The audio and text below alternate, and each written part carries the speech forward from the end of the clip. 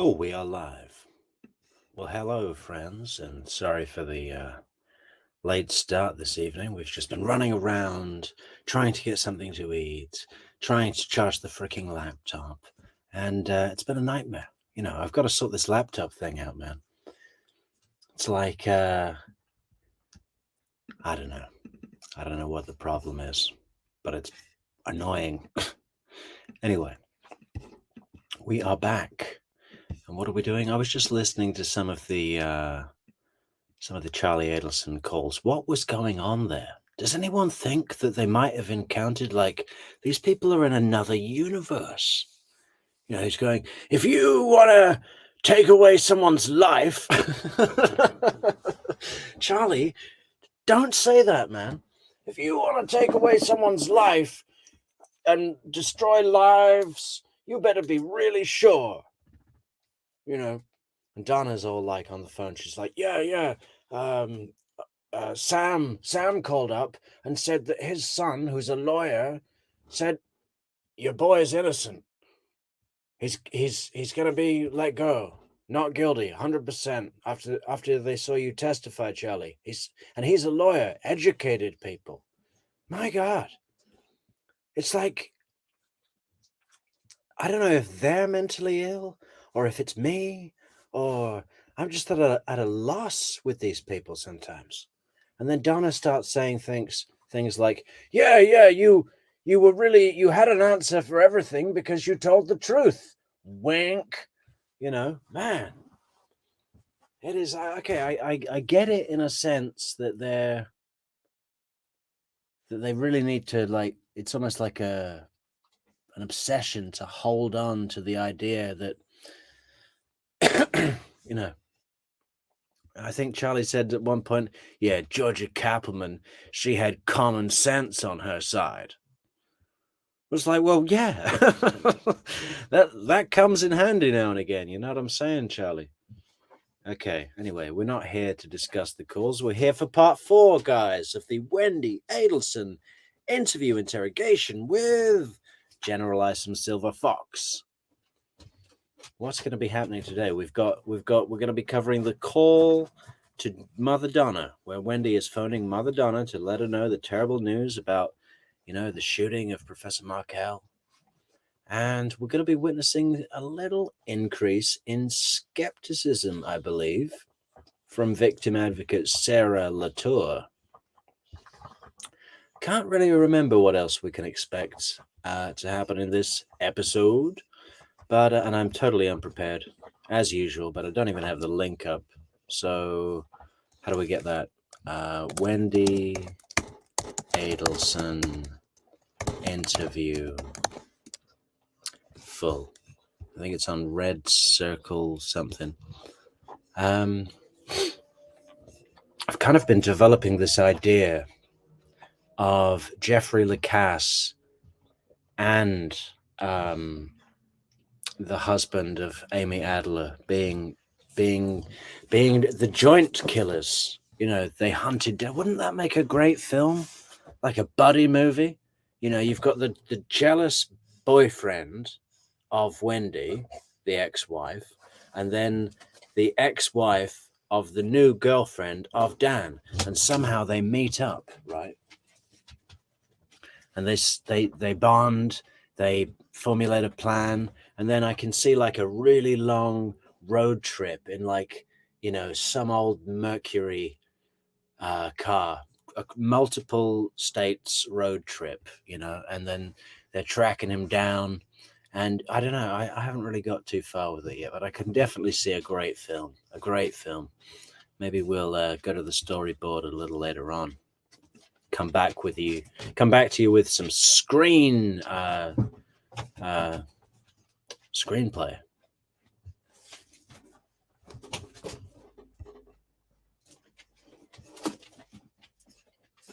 This is it. Okay, are we ready, guys? We had some interesting comments come in today. One guy says to me, "Oh, you talk too much. I can't follow along." And that's fine, okay? Some people say I talk too much. Others say I should talk more. And that doesn't bother me in the slightest. And I welcome any criticism or the opposite of criticism or what. I'm really, and I don't think it's really going to change anything. I make this channel, this podcast or whatever it is, for my mental health. Okay. It's not super important to me whether someone can follow along or not. Our core community will know I have no notes, I have no preparation, I have no anything. I don't know where each episode is going. It goes where it goes, and that's all there is to it. Maybe in time we'll find, certainly with the Michael Dunn case, I would like to do a bit of an introduction to that, a timeline, a storyline, just because some of you may not be familiar with the case. And I think as we're going through the interrogation, with this case, everybody knows what's going on. I said to the guy who said I talked too much and he couldn't follow along, I was like, well, there's plenty of coverage of channels that follow, that produce the story. I think he wants me to be like one of those channels that's like, Jim Can't Swim inspired, whatever, and be like the morning of July 18th was like any other morning for Professor Markel. Little did he know that 2 hired gun thugs were on their way. It's just not what I want to do. So with this case especially, I'm dependent on you, our wonderful viewers, to be up to date, up to speed, and most of you are. And I just say my thoughts as we go through it, Anyway, enough from me, enough about comments. Please like, share, leave a comment, subscribe to the channel, guys. We've got 2 more to meet our 800 subscriber target. Can you imagine how far we've come? I want 900 by the end of the stream, or we're quitting and deleting all that content. Okay, we ready? Go.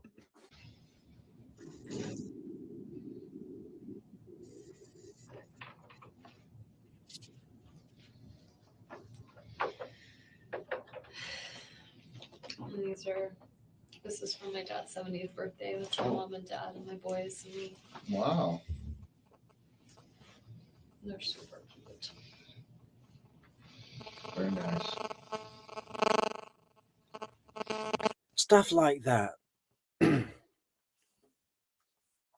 I think back to the Jodi Arias case when Detective Esteban Flores said to Jodi, listen, there's an old saying in detective work, in investigation work, if someone's just not acting right, look into it.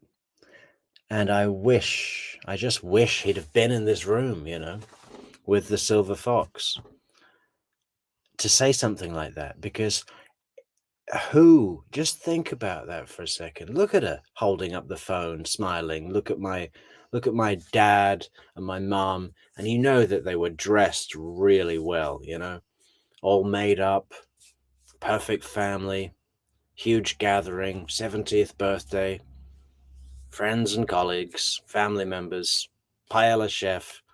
Why is she showing this picture? We know why. To portray herself as this golden member of society, but it just wouldn't happen. You don't see Tamara Dempko in the interrogation room, do you? Going like, with her sad demeanor, going, oh, hey, look, there's my dad. Look at my dad. No, why not? Because she's genuine. The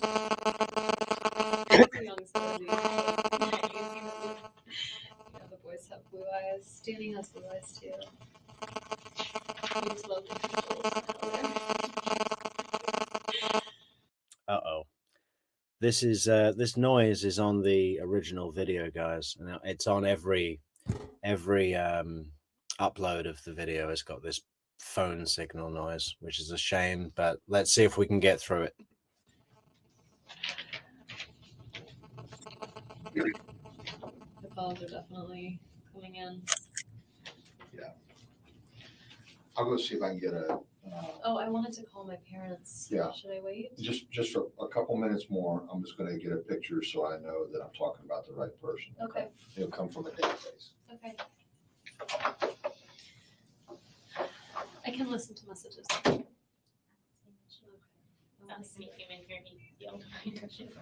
Yeah, Wendy, they don't need to watch you pee. You can listen to messages. You can go in and out of the room at will, and you can get your car seats back when you go to pick up the kids. I was thinking about the Cheerios thing today, guys, and I was thinking the amount of times that she mentions it, brings it up. It was obviously a focal point in her, her intended portrayal, right? I think she put them there. I think in Wendy's car, the kids probably aren't allowed to eat Cheerios. I think she thought, what would a normal mother have? And then she went to the store, got Fruit Loops, got Cheerios, got Captain Crunch, and then came back to her garage, opened the back doors, and just started pouring the box of cereal all over the car. And this is how calculated she is, guys. She probably tried a bit and then thought, is that too much? Or is that just the right amount? Put some back in the box. It's just the length of the... Imagine walking in on her doing that. You'd think, what are you doing?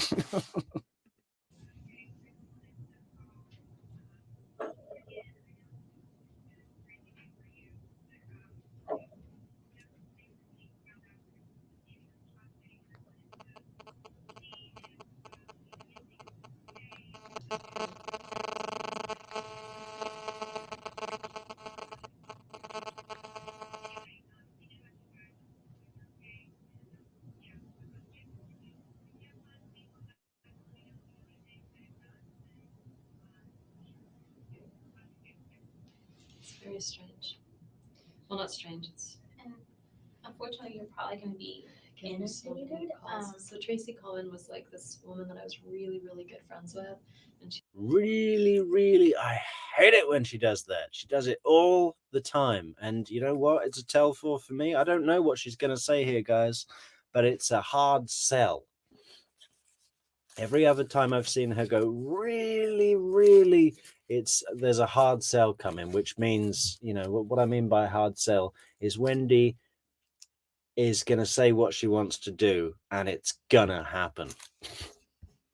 she and her husband live on Trescott. Like this Let's see what she's going to ask for. I want to see if I'm right. So Tracy Cohen was like this woman that I was really, really good friends with, and she and her husband live on Trescott down the street. They've got 2 little girls.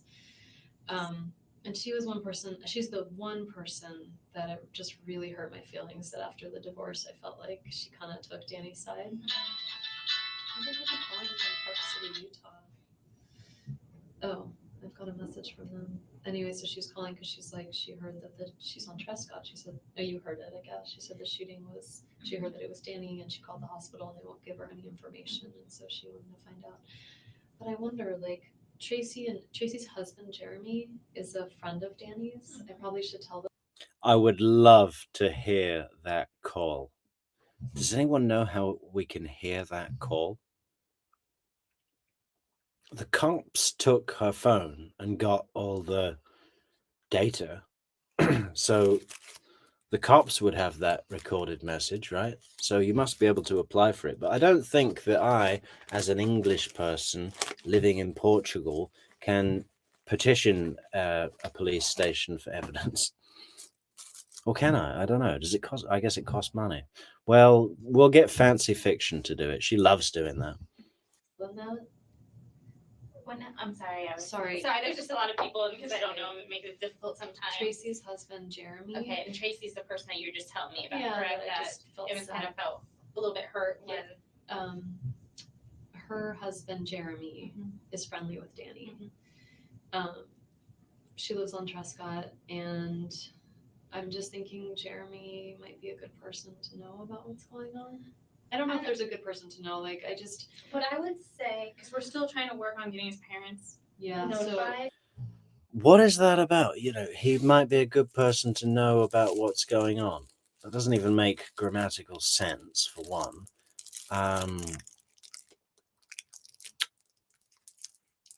Is she saying that she wants the cops to tell that guy the information?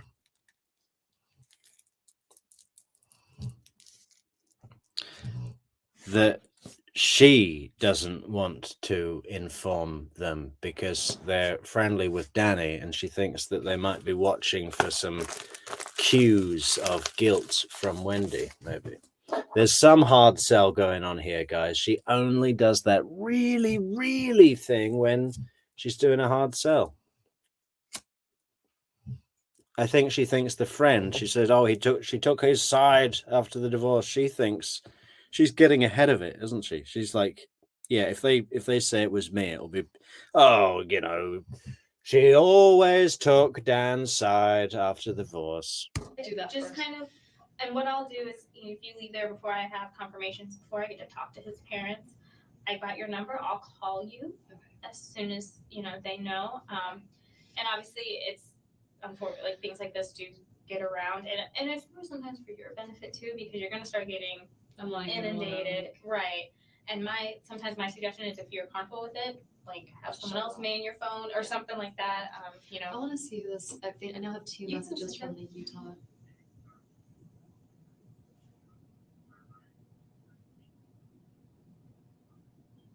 Can't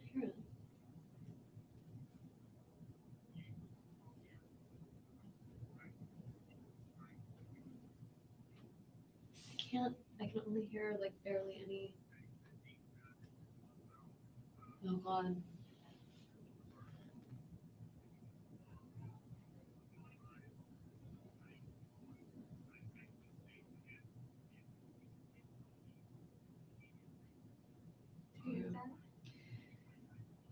He's the academic dean at the law school, and he's saying it's an emergency. I'm guessing it's an emergency because he wants to know what's going on with Danny's. It's not an emergency. You don't need to talk really to anybody but who you want, Let me just listen to these puppies.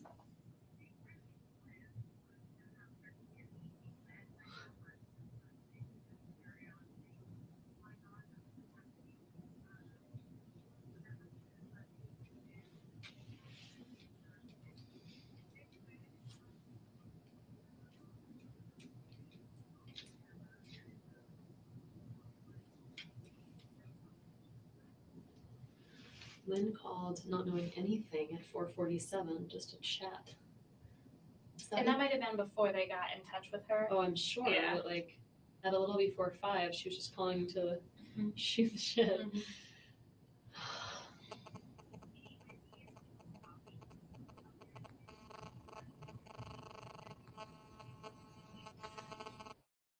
Hey, Christina, I don't think you like Florida very much, do you? Or do you hate all states? I mean,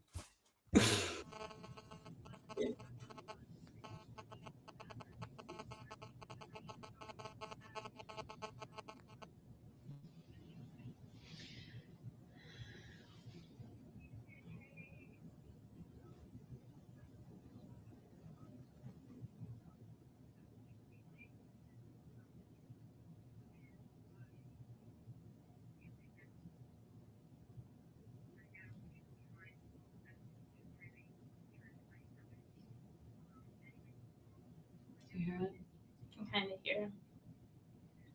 I'm pretty sure that Wendi is, she's done all of the storytelling now, hasn't she? She's just buying time. She's waiting for the big, like, okay, so you can be on your way. She doesn't want to really talk anymore. Yeah. Certainly doesn't need to talk to Sarah.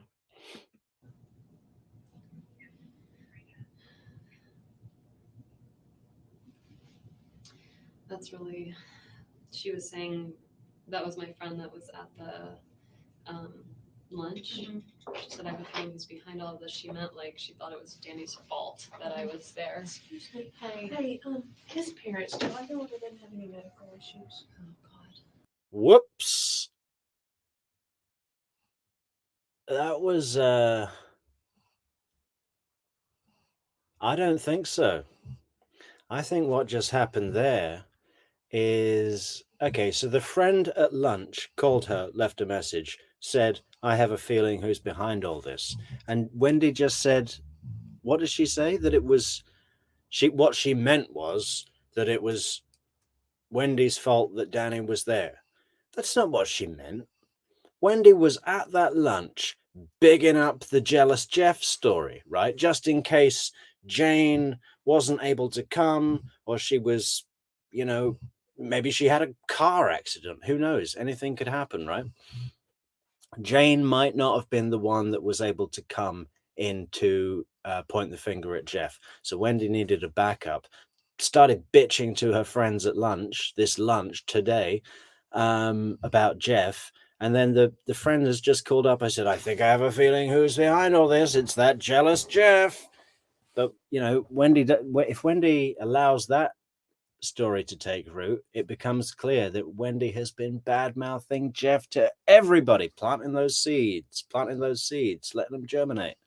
Let's just check that again.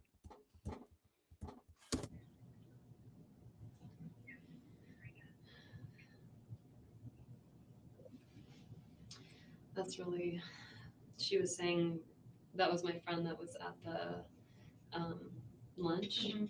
She said, I have a feeling who's behind all of this. She meant like she thought it was Danny's fault that I was there. Excuse me. Hi. Hey, his parents, do I know?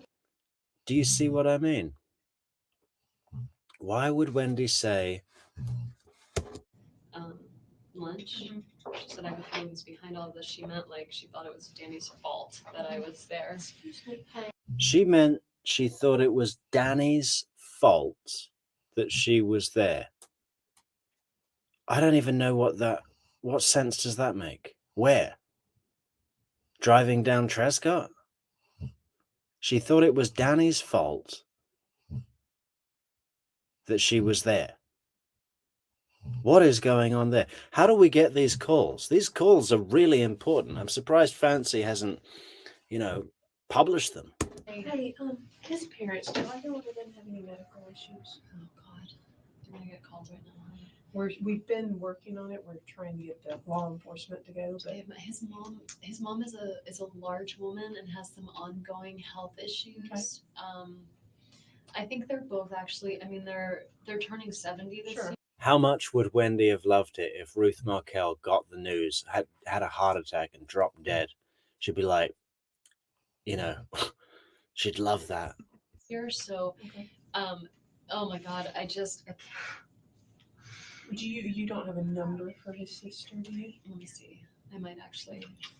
Yeah, hello Society Page. Welcome. We're in the big leagues now to attract a channel of your caliber to this little old show over here. We're touched, really. Look, we can't say hello to everyone, guys, but hello to everybody in the chat. It's great to see familiar faces, new faces. Keep the comments coming. Love you all. Trying not to talk too much, because apparently I offend people. recently went through my phone and deleted stuff I Right. wasn't using, but let me see if I have Shelly. I don't have Shelly.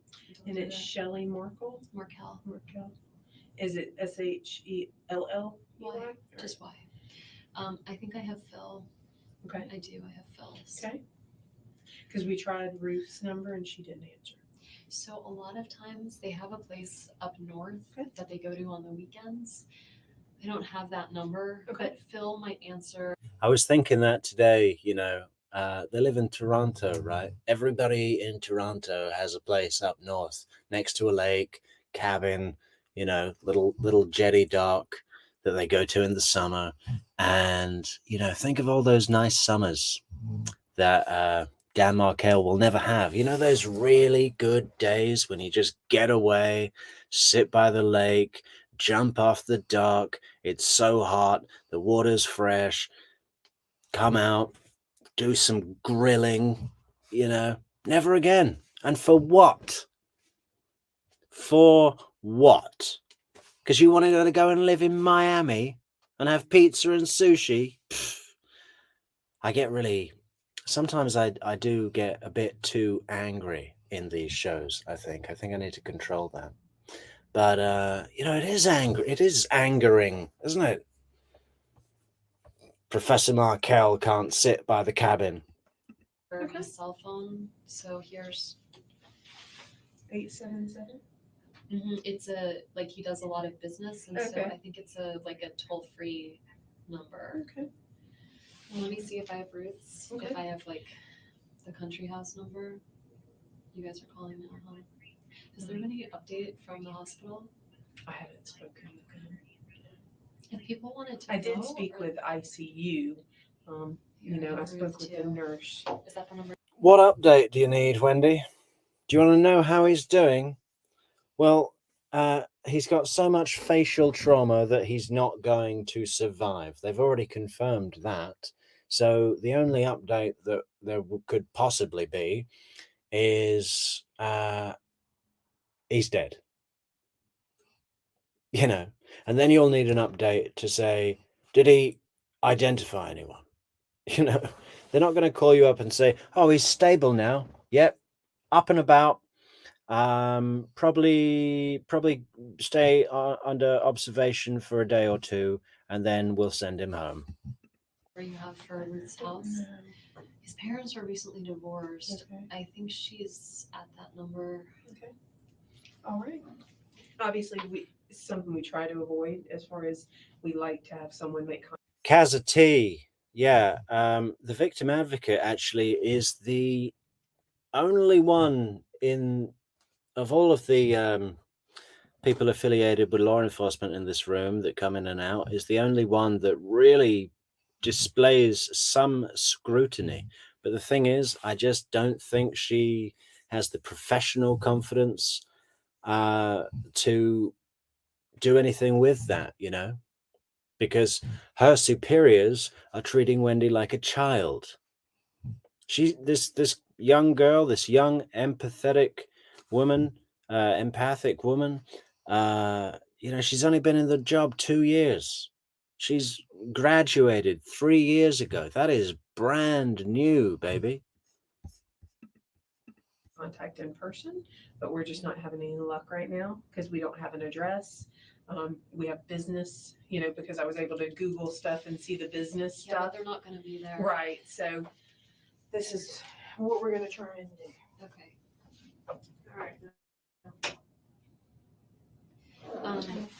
Sorry. Yeah. It's not ideal. Generally, we like to try to get someone there for someone, but sometimes time isn't necessarily always on our side. Because they want someone. Well, they need to tell someone, because eventually he's gonna need someone to make those decisions and stuff. Okay. It looks bizarre to get these messages of about book club and How life kind of sometimes just keeps moving. recommending students for jobs and sort of waiting. Oh my god.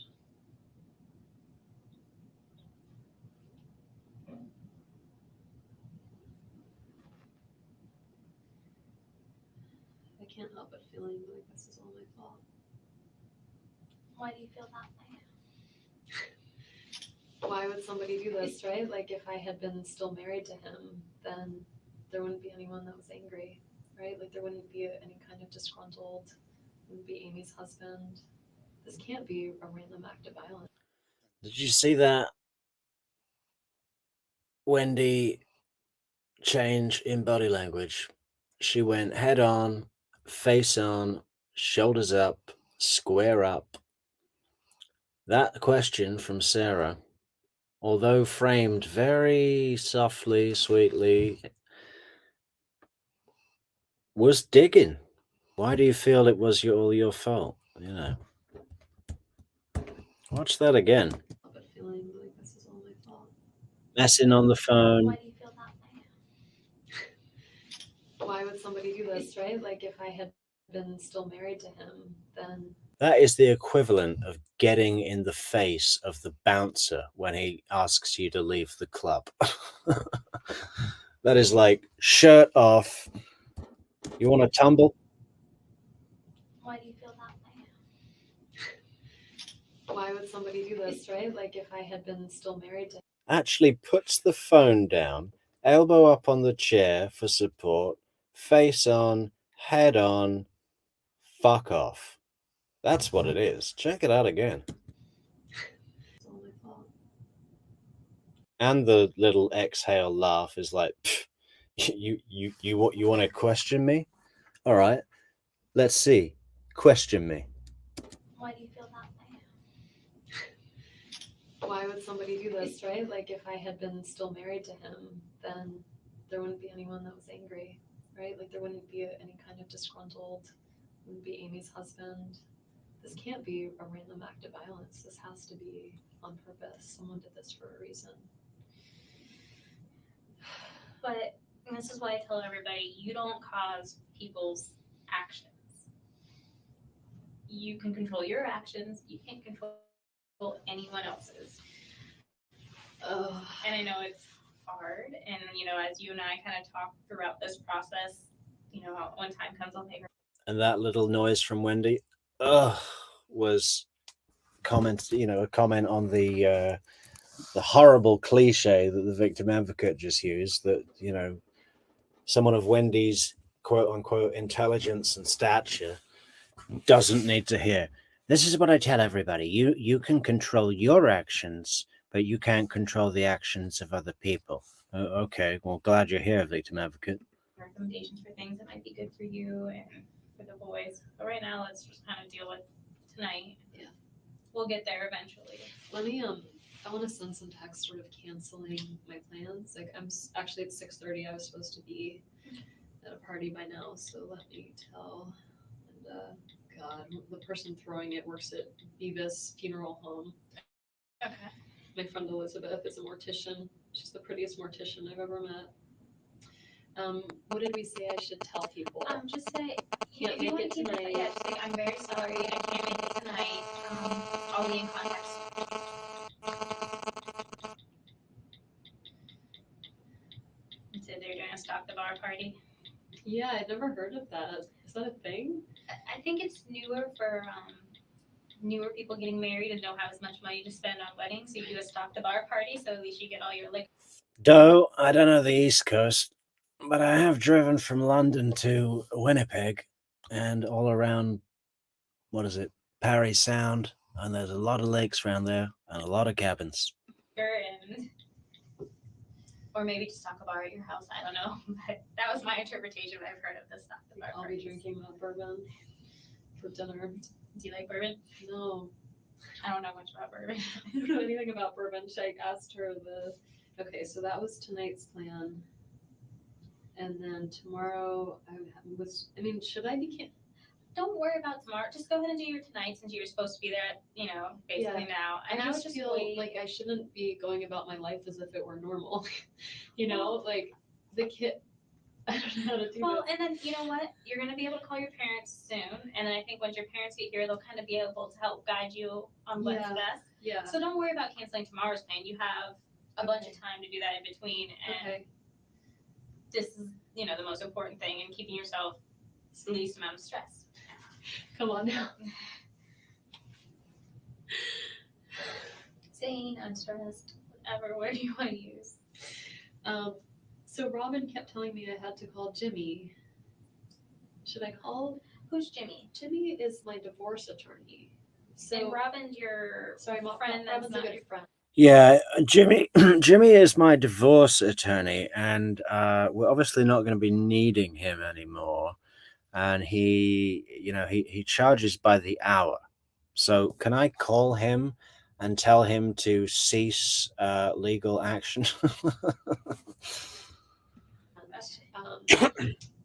Was Robin the one that you were at lunch with? No. I would just, again, I don't think Why that don't I might send an be. email to Jimmy Judkins and just ask if I heard there was an urgent matter? Do you need something? If that would make you feel better, that's fine. Were you guys going through any new thing with your divorce? I have a Highly greetings. meeting that was coming up. So basically what happened is when we got divorced last summer, when we got divorced last summer, the settlement agreement was that Danny really wanted to stay in the house. So the agreement was that he would stay in the house and he would pay me my half of the house. And he had until like mid-October to do it, and he just didn't do it. And so I asked him, like, where's the money? Like, what happened? And he said, I have compelling reasons and I'm not paying it. And Yeah, Wendy, he didn't do it because he discovered that you'd emptied the Schwab account, stolen his Holocaust diamond, and, you know, everything else. And apart from that, your continuing behavior was of the worst kind ever. You were keeping the boys away. You were petitioning to take them away from Tallahassee. You know, oh, yeah, he just didn't pay. He just didn't pay. He went against the court. The court was going to put him in jail. I said, well, what are the reasons? And he said, I'm not telling you. So I rehired my attorney and we filed a motion in court. It just keeps going on and on. But anyway, it's like taking forever. You're a victim advocate. It's taking forever to get through court. It's teaching me to have a lot more patience as an attorney.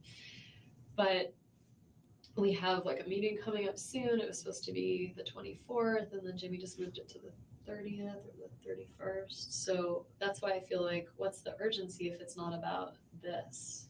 Like, what would he need to talk about? When did he start sending those emails? This, like, I Or the actually, voicemail, or I got one from Robin at 5 and one at 6. And that's unusual. And she's not like, and I don't know, you know, what's Rob, but she might have inklings of what's going on, and she might be in, you know, you need to contact an attorney. But again, you're not being, you know, looked at as a suspect. They're just clearing. well, I'm trying to help. I mean, and you have been, and I think you and Investigator Isom have been able to communicate well with each other and everything.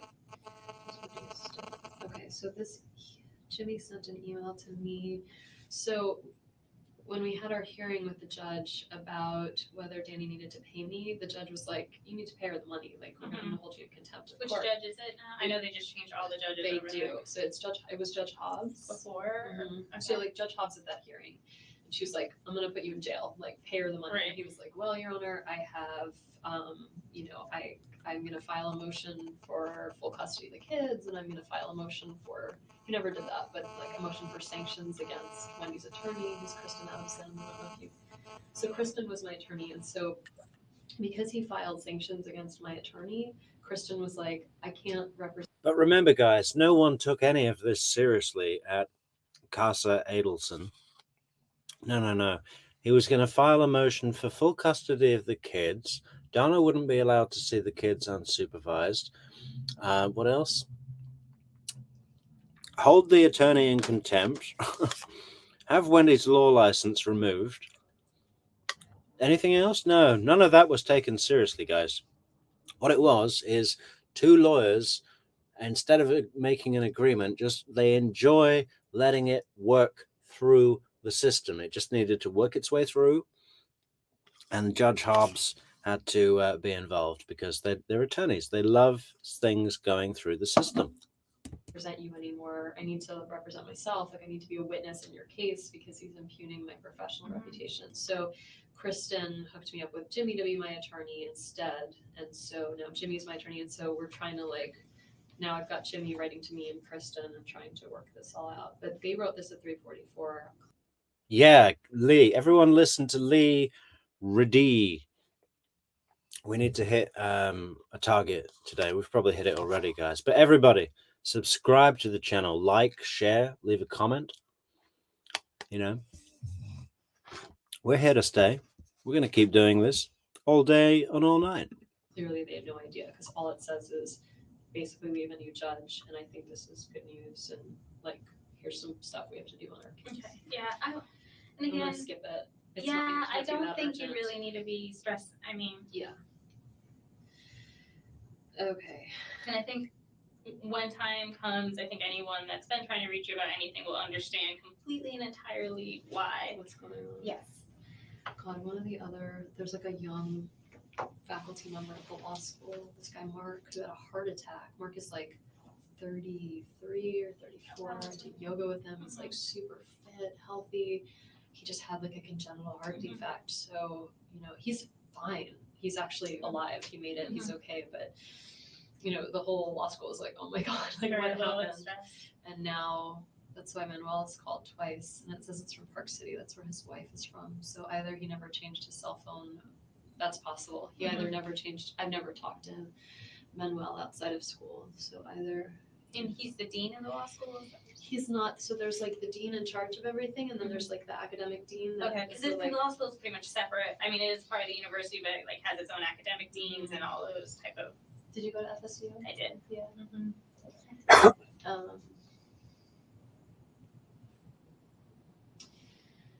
Did they do the one book, one campus thing when you were there? Did they pick a book? Did you go undergrad or master's? Or? Both. Yeah. Were you in social work? I was. Mm-hmm. I graduated fall of, how long ago was it already? I think 2011. It's Jeff's phone number. It's 2014 in this video, guys. It's a victim advocate. Little petal flower victim advocate Sarah graduated in 2011. I mean, that's practically still in school. I'm not trying to put her down or anything. I'm sure she's good at her job and very nice, caring person. I think that's really important if you're going to be a victim advocate.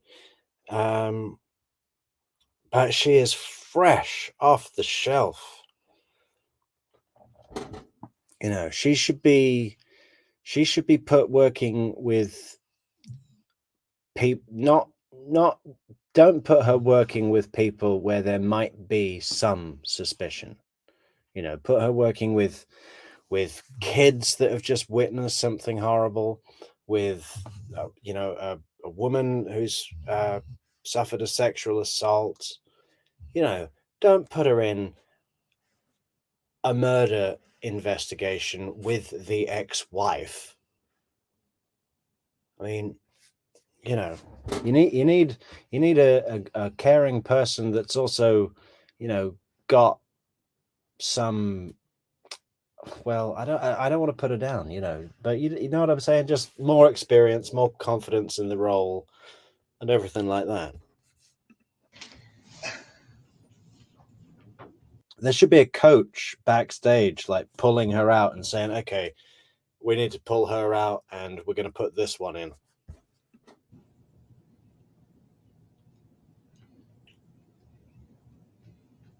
I have this work number and cell phone. The work number would be the Who is that?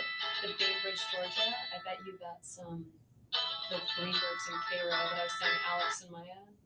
Do you think? Absolutely, Mary.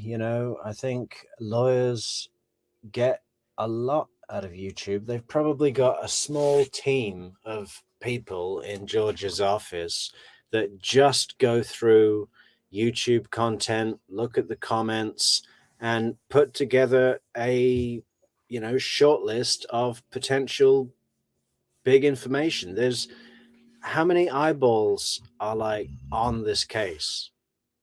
A lot more than in the state attorney's office. Are there millions? Is it that big? I guess so, right? Millions of people looking into this, looking for details. That's value. That's big value to a prosecutor. We should talk to them. Not right now. 294. So that's his. The 294 would be his cell. The other number would be his office number. Okay. All the news is already on. People Meaning seem to. what? What's Well, out there? they just know. I don't know A what they shooting on put out. Trescott, I Yeah, think. that's basically what's going to happen. Okay. My kids are not going to see the news, so I'm not worried about that. I guess you're just telling me. Sorry. No, I'm saying that's probably why these people are trying to Are get a hold of you now. Yeah. I need to go back. I need a timeline here. Mm-hmm. What time did you wake up this morning? A little before 8. I know that because the repairman was supposed to be here between 8 and 12, and I didn't set an alarm. So I woke up like, oh God, put some clothes on and get ready. Okay. What at 8 o'clock? He Um, called, or like my mom called. I could see what time the calls came in, but let's see, starting this morning. Yeah, my mom called at 8:09. And then the repair guy called at 8:08, and then my mom called at 8:09. I guess he called her to trying to sorry. So yeah, so then the repair guy called, and I don't remember exactly what time he got there, but like between 8 and 9, probably closer to 9. okay, what time did he leave? Around 10. He could probably tell you, like he'll have a record of what time he Okay. called in to figure out whether to repair it or by anyone. Okay. So he'll have a record of his calls too. Doe is asking, why is a victim advocate talking to Wendi? Good question. You know, I don't think Wendi anticipated that, but it was great news to her. We're going to get a victim advocate to come in here and be very nice to you. You know, she'll be really easy for you to bully and push around. She's very young, fresh off the shelf. You know, I mean, why would, I mean, if she really like broke down and was on the floor hyperventilating, they'd probably call a doctor then. But you know, if she really went off the wall, okay, maybe get a victim advocate in. But just in general, I mean, this can't be normal practice. Okay, before 10 a.m. A little before 10 a.m. he Yeah. left. And especially when Wendi starts giggling and making jokes about Schneuer, Eurichman, and, you know, all the rest of it that we've been witnessing for friggin' 4 days already, 3 days already. Okay. And then you went back to working on papers and so forth. Yeah, I was making some breakfast. I remember I was making oatmeal, so it was taking a while. It was like that kind that you have to stir for a long time. And I was talking to Charlie, so there's my call to. You have to stir oatmeal for a long time.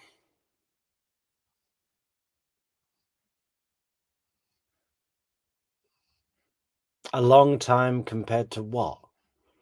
It's 3 minutes at most. You know. Charlie, and then I called Renee, my friend who's interviewing for a job at FSU today. She was driving in, and I wanted to wish her good luck and see if I could meet her for a hug at some point today. Okay. So that was at 10:24. I called my friend Tova back at 11:22. I think I was just, you know, in between working on the paper, being distracted. So between 10:24 and Yeah, I was working on my paper, but then I got worried that it wouldn't be leaving a timestamp signature on my save points to prove my location. So I thought I'd better make another phone call. In fact, I was continuously phoning people all morning as soon as the repair guy left because, you know, he arrived so early that my alibi didn't really last long. So I really had to work on my digital record to show my whereabouts. Okay, Wendi. 11:22. All right, 10:24. People are like, well, did she know? Didn't she know? Maybe the family did it behind her back. Do me a favor. You're talking to Renee. I talked to her for 18 minutes. Okay, so now we're up to 10:24, 4:24 plus 18, we're at 40 something. 42? 42? Yeah. Then I went back to working. 24 plus 18, we're at 40 something. Can you believe that? A cop? I would think that Ben and Lincoln could add those two numbers together. 24 plus 18. Is that not incredibly easy? Am I a math genius or what? And then I called Annie again. I left a message at 11:42 a.m. It's probably just yet. Thank you, Leah, for the super sticker. That's so nice of you and kind, and we really appreciate it. And if anyone else, guys, would like to support the channel, help us get some studio equipment for the show, there are ways to do that. So there's buymeacoffee.com, link in the description. There's super stickers, super thanks, and super chat, whatever that is, but it's on YouTube. And I'm gonna stop talking about Patreon. I haven't even logged into the thing. I don't know. I don't know what it is. I did create memberships on YouTube, but I don't really think anyone wants that either. The Discord's for free. I think YouTube says, oh yeah, you should make people pay for that, but it's just a chat room, guys. By the way, link for that is in the description. It's free. Yeah, but ways that you can support the channel: buymeacoffee.com, link in the description. Super sticker, super thanks, super chat. Those are the best ways and the most popular ways that people seem to like. Or just leave a comment, like the video, share the video, and subscribe to the channel. Ring that bell. 27 seconds. I just left him a message. And this is all at your house? Mhm.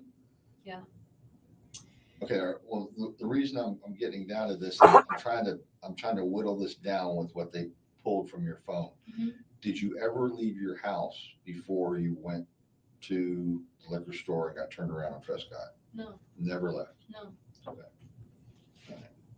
And so at 10:42, you're done with the call Mhm. from Renee. Yeah. And you don't make another call again, according to what I have here. You called Tova 11:22. at 11:22. So between 10:42.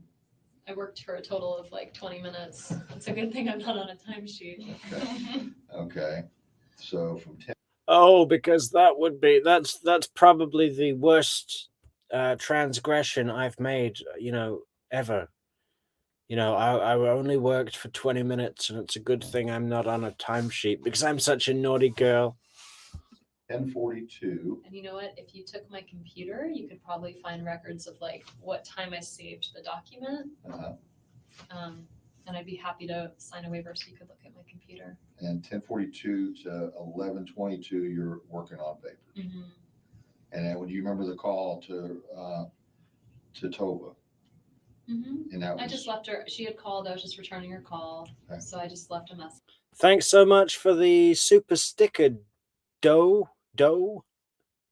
Yeah, $3.99 Canadian, 2 toonies, nice.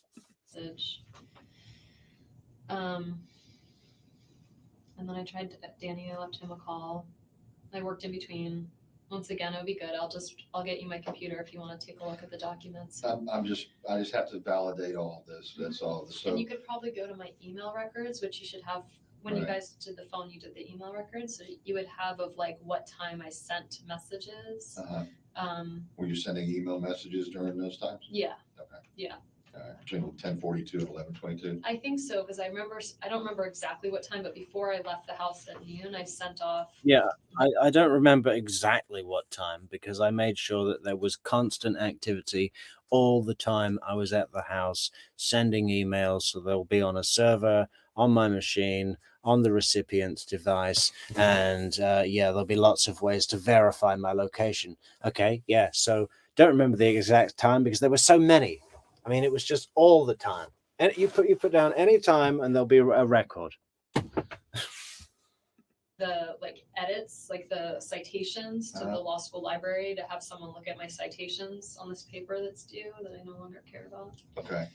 And so how can we say, do you have some way of showing a timeline of when I sent email? No, when you left the house. Oh yeah. So the only thing I have that is the only thing that I guess I have is I was waiting to call back this colleague of mine, Joe Davis, and I called him from the car at 12:27, and he was the first call I made as I was pulling out of the driveway. So that was like 12:27. That's leaving the house. That was leaving the house. So I got into the car, I put on my earpiece, I called Joe, and Joe was busy with a colleague, And then I was returning phone calls. I called back this woman, Laura. That was at 12:29. Yeah, I know Matilda. Look at this. Matilda says, guys, Georgia gets increasingly more aggressive with Wendi on the stand with each trial. Can't wait to see how she examines her in Donna's trial. She may take a page out of Chris DeCoste's playbook.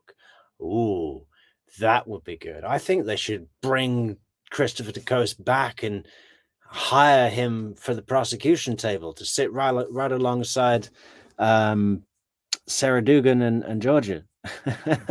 That'll be brilliant. Can that happen? I mean, I suppose it could. You know, there wouldn't be anything. There wouldn't be like a conflict of interest, would it? Would it? I don't know. I guess it's not going to happen. So let's, in the movie version that we will make, that's what's going to happen. That'd be great. Yeah. And yeah, that's usually how like sequels work in movies, isn't it? A really good actor was popular, and they say, okay, well let's put him on the prosecution table to cross-examine Wendi.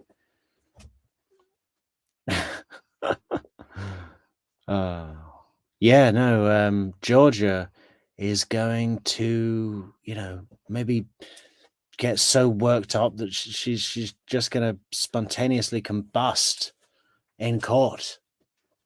No, Wendi will spontaneously combust, won't she? That's like what witches do. They just burst into flames. And then I called my friend Jeff Skopek, who's different Jeff, lives in Boston, just had a baby. And so I was catching up with him about his baby. And we were on the phone about 16 minutes. I was on the phone with him on the way to the liquor store. Joe Davis was the one at 12:27. Mm-hmm. Okay. And I actually spoke with Joe. Laura, I left a message, and then Jeff, I spoke with for a while, and then the connection cut out. I went into the liquor store. I tried him back again. We talked for a few minutes. Connection cut out again, and I was like, I'm at lunch. I'll just call him back later. Okay. When you went to the liquor store, did you already know what you're going to get, or you had to? Yeah, I had the name of, I don't know bourbon, but I was supposed to go to this party tonight. It's like a stock the bar party, and so I asked my friend what do they like, and she wrote down the name of the type of bourbon. So I went in the store to get BULLEIT bourbon, and so I asked the guy in the store like. Wow, she actually spelled it out because she didn't want to say bullet, because that would just be weird, wouldn't it? I went into the store to pick up the bullet bourbon, so I'm going to a stock the bar party. I think that's what it is. Never heard of one. Never heard of bourbon, and never heard of booze. And yeah, it was BULLIET. Boulier bourbon. Do you have a bottle of Boulier bourbon? Where's your bourbon? And so he showed it to me, and I found it. Okay, so you just went. He pointed out where the bourbon was. Yeah. And you go there and you just grab the brand that's familiar by the name. Yeah, that's what they said they wanted. So. Okay, so you didn't discuss with the clerk whether this good, whether it's bad. The only thing I said I discussed is I walked over and he was like, "Can I see your ID?" And I was like, "Oh, why are you laughing? I could be 18." Okay. I was like, and so I was like, I love to be asked how old I am. I'm like, I'm old as dirt. Here you go. And so I handed it to him, and he's like, "You're not old." Okay. So anyway, we had like a little banter, and he was like, "Your eyes are so blue," and I was like, "Thank you." And then I left. So, yeah. Will you put his name underneath there, please? This is so creepy. Just print his name. That looks like him as a student. I wonder if she's signing a picture of Jeffrey Lacasse to identify him, and she has to embellish that, right? This is so creepy. Now I'm looking at a killer. Now I'm looking at someone who flew into a jealous rage and went mad and did the most unthinkable thing, completely without any prompting from me. And wow, I didn't even think of him. I didn't even think of Jeff. Jeff introduced us, so that's why Jane introduced us, so that's why she thought of him first, right? that's like. Oh, will you sign it as you're saying that's who Jeff Lacoste is, Do you want me to like, just sign your name and the Oh. date. okay,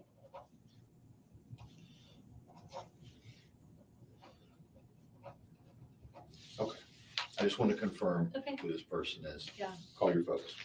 okay. I really don't want to make that call.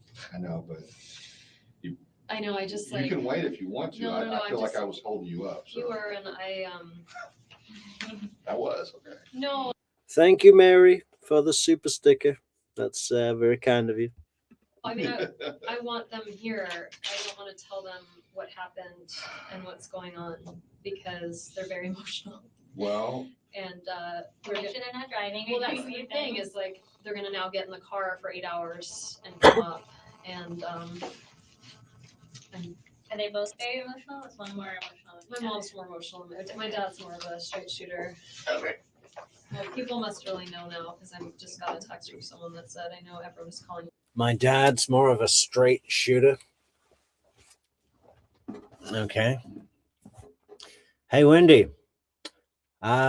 Professor Markel has been shot today. So, maybe don't throw around, terms like my dad is a straight shooter. He sets, aims, and takes fire. But could this really be happening? I just talked with Alan and he asked me, he was going to take the kids by the house to get some clothes and said that they have a key but don't know your alarm code. I didn't set the alarm when I left. Okay. That makes But it easy. if it goes off, it's 10:13. Okay. And we spoke. Okay, I'm usually pretty good at this, Doe. Tutunis.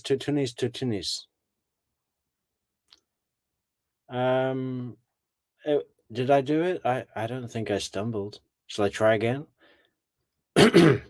Tutunis. Well, no, I think I just went a little bit blind in one eye, actually. That is kind of weird to say. Spoke with the hospital. We've spoken with his dad. We did make contact with him. One of the other victim advocates was able to make contact with him. I don't know all the ins and outs of the conversation. Sure, he's devastated. He's apparently in Colorado Oh, or in Aspen, or he's in Aspen, is at least what I understood. She didn't know that, did she? Big man Markel is in Colorado, in Aspen. Well, la-dee-da. Have you been to Aspen, Wendy? well, at least he's closer. Right. Well, I don't know if that's any. I was gonna say, the nurse at the hospital, Yeah. the rabbi was up there and I'm sorry. That's not. Oh, it doesn't. I know. It doesn't matter. I don't know. why I'm correcting you. I'm sorry. And I realized that when I called Jane, I was like, wait, I wrote that wrong.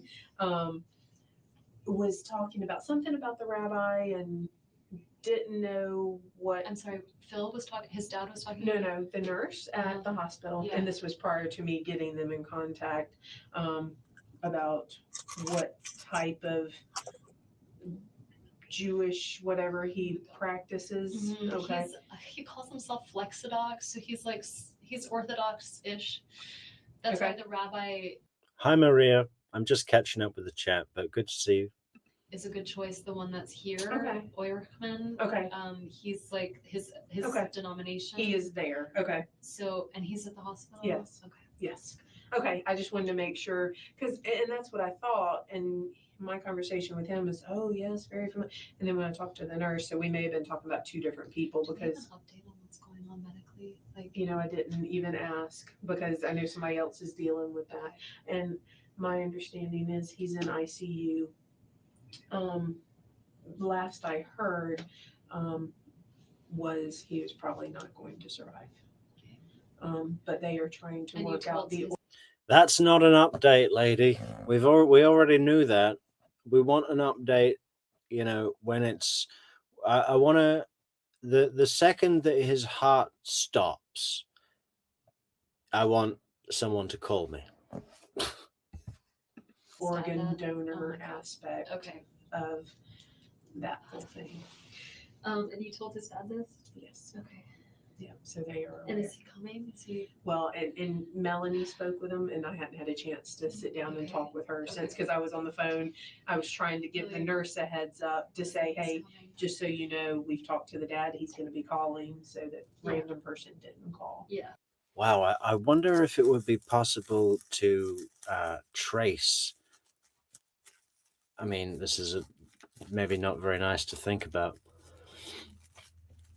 Kind of more of a horror movie, a horror legal movie, a horror courtroom drama. But imagine if someone got Markel's organs, Professor Markel's organs. They got his kidneys and his liver and his lung. I mean, maybe they all went to different people, obviously, but then that person came back to prosecute the Adelsons.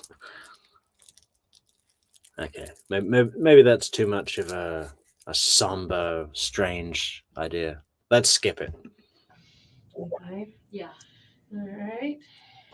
And Did Alan say the kids needed clothes? Like, well, they can just sleep in their closet. well, and he didn't know how long you were going to be, and Yeah. stuff like that. And Okay. Jane called and said when when you are ready to go, she would like to come up here and go with you if she need, just so you're not going by yourself. That'd be great. That type. Am I allowed to take my car? I believe so. Yeah. Okay. I don't. Did they keep the keys I or? don't know if I know she had the keys. Did we ever get them from, did someone take the keys? Jim did. Okay, Mhm. so. He may not have given them back. I'll double check. Again, we're all doing different things, so I may have missed something, but I'll double check. Okay, yeah, I don't have the keys. I'm gonna call my parents. Okay. And y'all spoke with Isom? Yeah. Okay. Yeah, he said that's okay, right? Yep. Hi, riding shotgun. Well, okay, I got to read your comment. Riding says, when Sigfredo called Katie to let her know the hit went down, Katie says, I know. I want Georgia to ask Katie how she knew. We know Wendy called Charlie and Charlie called Katie.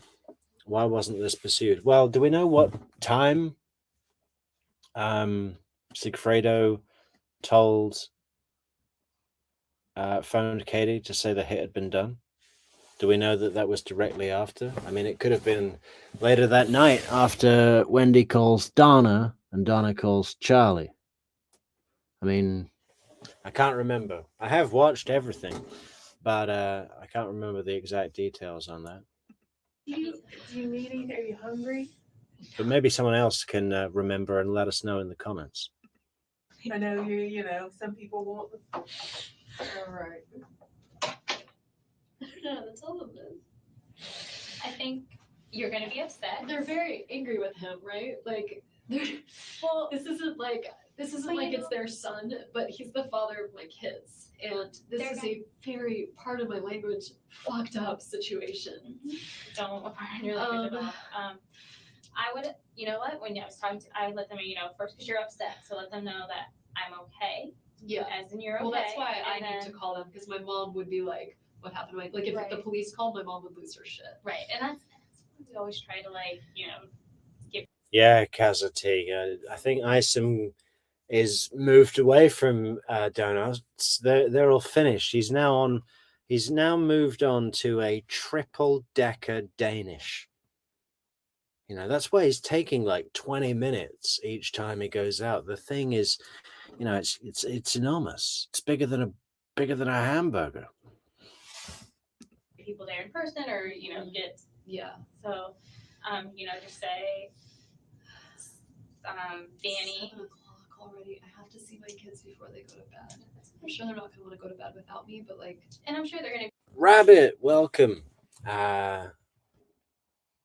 Yeah, welcome. You are late and forgiven. You are forgiven, and thank you for your email today, Rabbit. I got that. I know your real name, and that's nice. That's cool. And thanks for the advice, the tip. Be hyped up a little bit because they're over at Oh my someone's house. Oh my god. This is not a normal situation, and things are gonna happen a little bit abnormal. And, No, I know. I'm just picturing like. and part They're of just it. so innocent. They don't know anything, and like they should not have to go through this.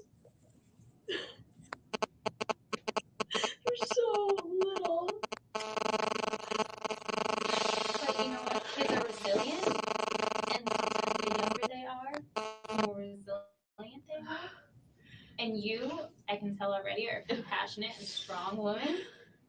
And better than all that too is you've got an awesome support system, whether it be your family or just you've got a ton of people calling you. You've got a network, so you'll have people to help be strong for you. People must be figuring this out. I just got a call from Karen. She's friends with Robin, who used to live here but is in Oregon now. And she just got a call from Robin. I mean, you think my attorney's calling me because he wants to make sure that I'm going to get the dates from I mean, I don't know. Does your like I don't know. I don't think you should be worried. I know, like Hey, don't blame me for that noise, guys. It's Wendy's phone, not mine. Or maybe it's like the lie detector machine in the other room on the other side of the building. It's just going berserker, picking up on all this bullshit that Wendy's saying. I don't have to call him. Right? Yeah, and you know, and I think if anything, it's probably maybe someone concerned for you that's calling him and maybe setting him off to this, and he's just, As you know, like your attorney, but he's not like a criminal defense right, attorney. because He's does just he do criminal defense? I have no Right. idea. So I don't. You're an attorney, so you know your rights very well, probably. And I think it's just more people being concerned. Being concerned about that more influence. And they're gonna start going to other. We're going to have to skip through this, guys. We can't hear the voices anyway. Tracy know. And I will say that the Oh, police, Facebook. They're all probably talking to each other on Facebook. I mean, people communicate. Like, No, I know, but like, Jamie's and then they're all probably trying to call him and say, "Hey, where you at? What are you doing?" And right. then, And so he's not responding, and he's always very responsive. They must have each other's contact on Facebook and then be connecting with each other. and then what'll happen is they'll get really frustrated because they'll try to contact the police department. We're not telling. Okay, Mary, you got to leave early. That's okay. Come back and check the replay. Stay up to date. And sorry for the long streams, guys. I think you're all getting sick of True Crime Metrix over here. Yeah. Maybe we should keep them lower. You know, keep them less long. Telling anyone anything. They'll try to contact the hospital. The hospital's like, no. Here comes Cheesy. Okay, I'm gonna call my parents. I have no idea what to say because I don't even know that he's dead. I just You know don't. that he has but- been shot. And But all signs of what everyone's telling you. I mean, when they start talking, sorry to be blunt, organ donation. I know that's He's not not- really. He's kind of. Okay, so I just want to tell them what happened and that I need them here. And that they're I'm gonna come fine up and here the kids probably. are fine. Mhm. Hey, Doe. Doe says to Matt, all that while she's shopping at Whole Foods. Did everybody see Fancy Fiction's post today, or was it yesterday, of Wendy and Harvey in Whole Foods? Man, they are so repugnant. You can just see the backs of their bodies. They're walking down the aisle. You know, it's full head to toe shot of them both. And they just have this aura of, I just hate them. I hate them both. And let them know, you know, when they ask, say the kids are with Lynn and Alan. I'm gonna probably be seeing them relatively soon. I will, feel right? around I'll be out of here soon. Yeah, okay. I know it's I'm probably so you're in creepy like to see Jeff's picture. Like it looked like a weird mugshot. Like, can you? Dear God. Okay. nervous. No, I just I think it's a shock reaction. You know, right? Shock reaction. Yeah. Oh, and I'm a shaker when I get upset. So yeah. I usually shake. Yeah, riding shotgun and Leah. Yeah, Charlie was sat in court waiting for Wendy to come in and testify. So he knew to expect her that day. And when she came in, he started giving her, you know, eyes, looking her up and down, checking out her form, her body, and like thinking, hey, who's this? You know, she looks nice. And Rashbaum said a few minutes later, leaned over to him and said, hey, look, you really shouldn't, have any eye contact with your sister because, if the jury sees, they might think something's going on. And Charlie said, "What? Where's my sister?" And he said, "It's that girl that you've been staring at like a drooling idiot." Can you imagine not recognizing your own sister? He's only been in jail 18 months. I recognize Wendi. I recognize the back of her head in Whole Foods. Crazy. I really don't. Okay, here it goes. This is the worst day of my life.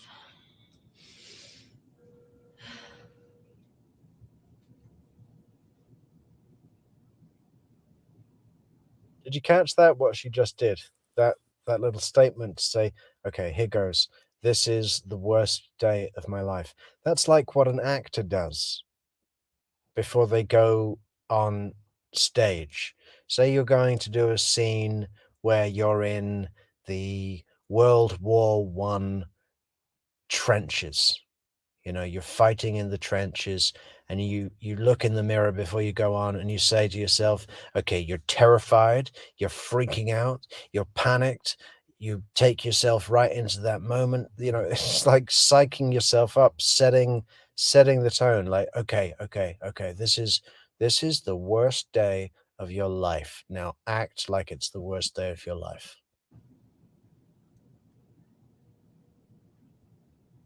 Maybe I should text them if I can't reach them. Hi, Mom. How's it going?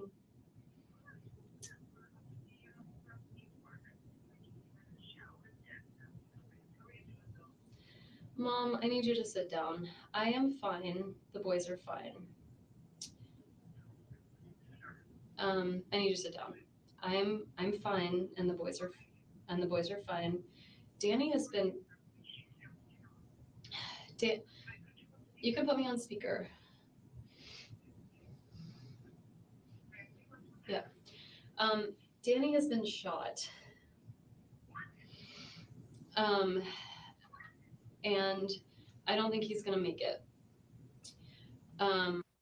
We're gonna watch this a couple of times, guys, but we are at 799 subscribers. So if I were sitting watching this stream, I would get a kick out of being number 800. You should all be like rushing to get that spot. I know it doesn't really mean much, but it's a super round number, guys. Come on. 800. Subscribe to the channel. And so I know. So I found this out around 1 or 2 today, and I'm at the police station, and I'm trying to help them figure out who may have done this. The boys are fine. I had Lynn and Alan pick them up from school, and they're with Lynn and Alan right now. And I'm gonna leave here. Amy Bowen says, "Someone help me here. Why Texas? Oh, people are saying that she's got cousins or an uncle in Texas, but I think there's ulterior motives for Texas. I had a theory the other day that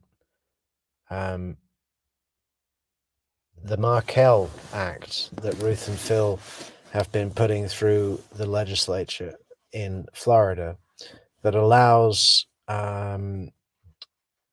grandparents to have rights to visitation and possibly custody, or the right to appeal for custody, if the spouse, the ex-spouse of the decedent, is found in either civil or criminal court to be guilty of their murder. That would allow the grandparents to have rights to either visitation or the right to appeal for custody of those grandchildren. Because at the moment, or up until the Markel Act, grandparents didn't have any rights at all to see their grandchildren. But if Wendi sets everyone up in Texas, there's no, interstate,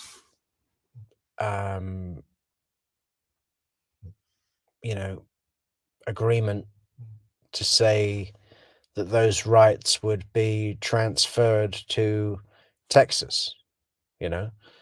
So theoretically, the Markel Act would also have to get passed in Texas, which means if Wendi gets arrested and the boys are set up in Texas, the Markel Act, a Florida thing, wouldn't have any wouldn't grant the Markel family the rights if the boys were registered and residents of Texas. Just another final fuck you bit of insurance to Wendi Adelson getting her own way. How wonderful. Soon and go be with them. But I really need you to come here and be with me.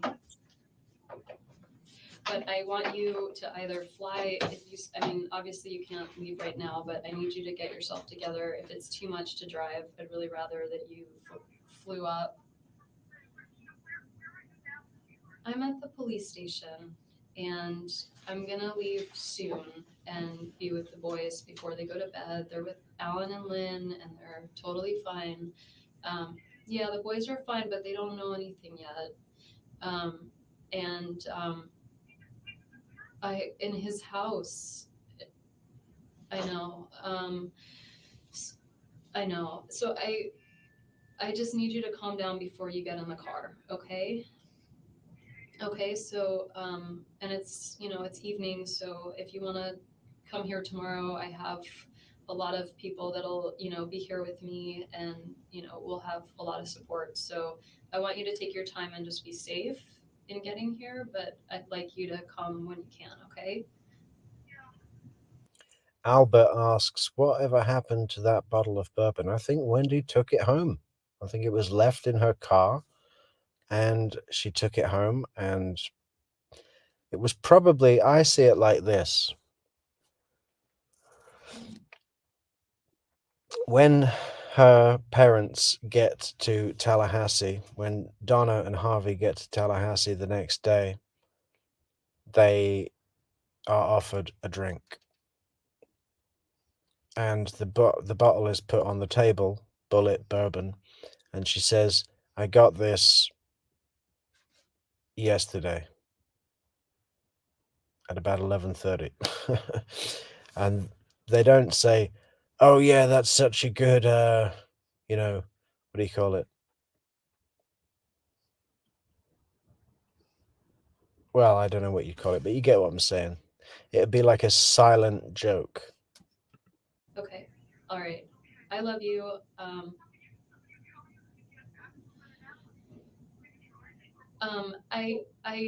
I think Jane might. I have the car here, but Jane might take me. I'm not going to be alone, so I have a lot of support, and I'll be fine.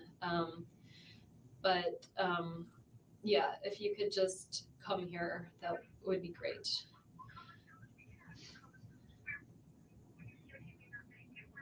He's in the ICU in the hospital.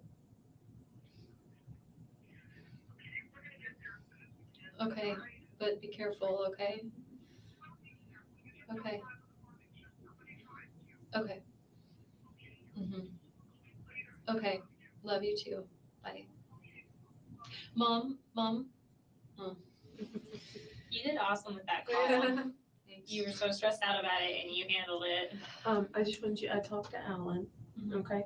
And just because my suggestion to him, just because we don't know what's going on, was if he goes to the house. Sorry, my mom might be calling back because she heard me. Mom? You did, yeah. I just wanted to ask if you could just tell Charlie for me. I just don't want to be making calls right now, so if you could just tell Charlie for me, that would be great. Okay, and just like it's on the news a little bit that there was a shooting on Trescott, and so I'm starting to get a lot of calls, and I'm not going to be answering them unless they're from you. So I would really try not to tell anybody what's going on just yet, just because like he's in. Hey, congratulations to whoever picked up number 800. Whoever just subscribed, you are number 800. But don't stop there, guys. Get on the train. Get on the train. The hospital, and Charlie, I talked to Charlie earlier today, obviously before any of this happened. Like, I talked to him at like 10 this morning, and he said that he was coming to visit you guys this weekend, and he had plans, and he sounded good. I just can't, Mom. So can you just tell him? Yeah, just tell him for me, and then I'm sure I'll talk to him soon. But I don't want to be on the phone unless I have to right now. Okay? Okay. All right. Love you too. Bye.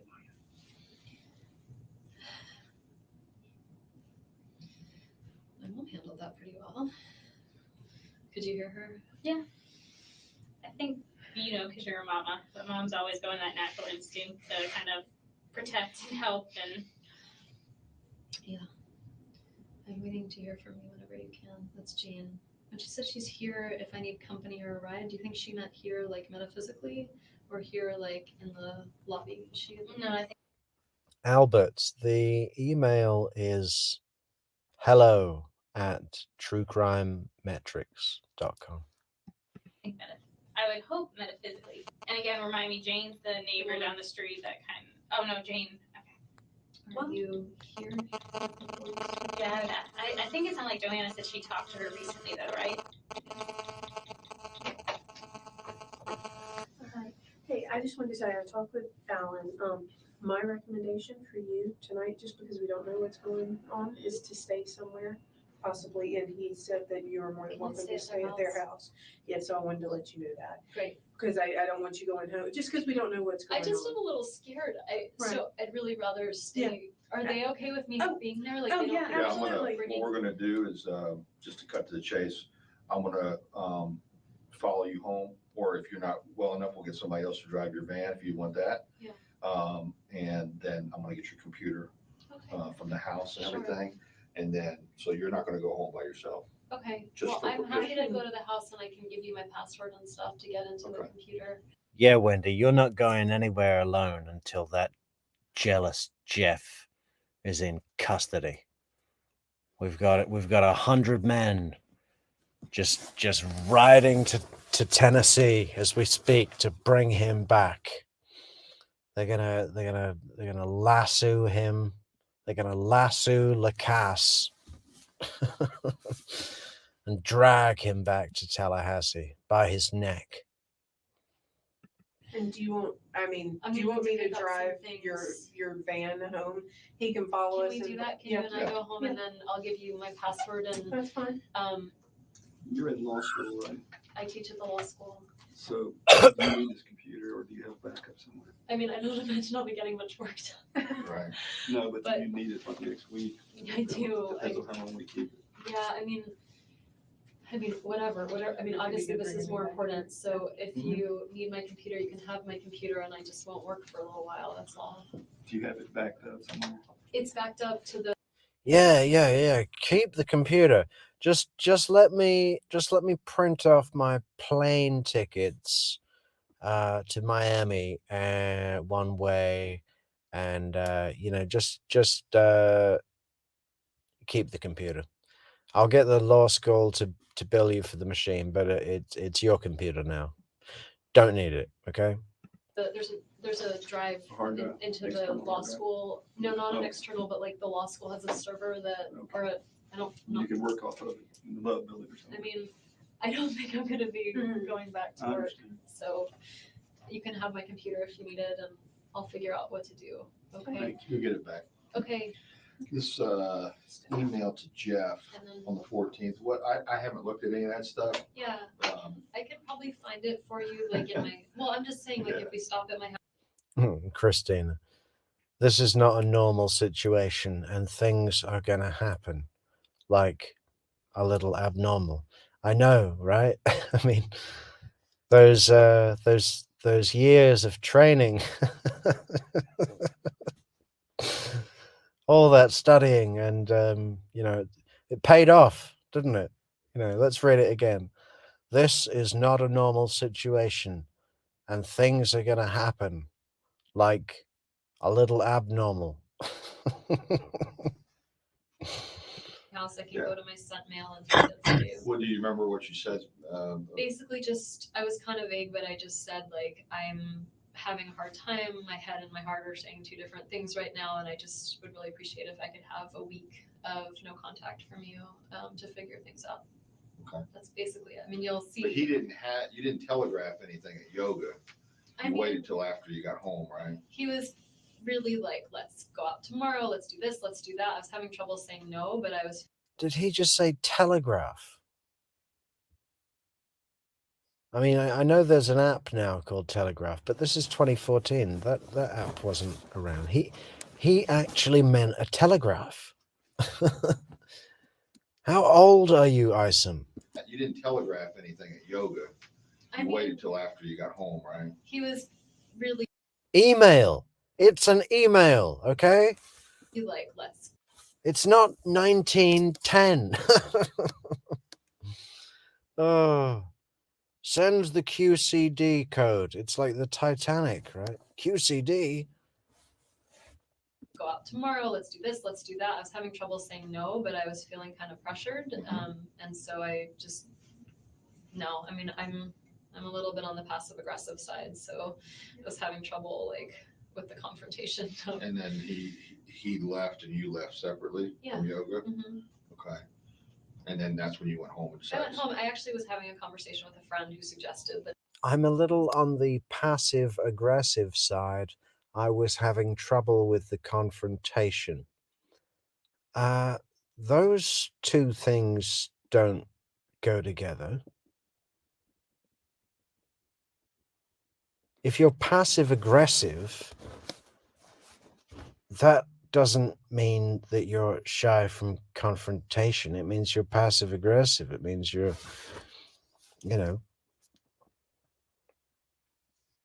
helpful. Do you need to explain passive aggressive? It's just, quietly aggressive, isn't it? It's confrontational, but passively. Oh God, Wendy, you are something special. No contact for a week just to get some heads, like just to clear my head. And so I thought it was a good idea, and I wrote it. But I want to clarify, that's because that's because I was trying to decide whether to get back together with him. I think what she means is every time I'm an evil psycho bitch, I pretend like I'm the one being tormented. But really, I'm pulling the figurative legs off spiders to anyone who crosses me. Slowly. Well, because of the lapse in time from the 28th of June. That lapse in time was because I was in Miami with my family. So, but it was separation.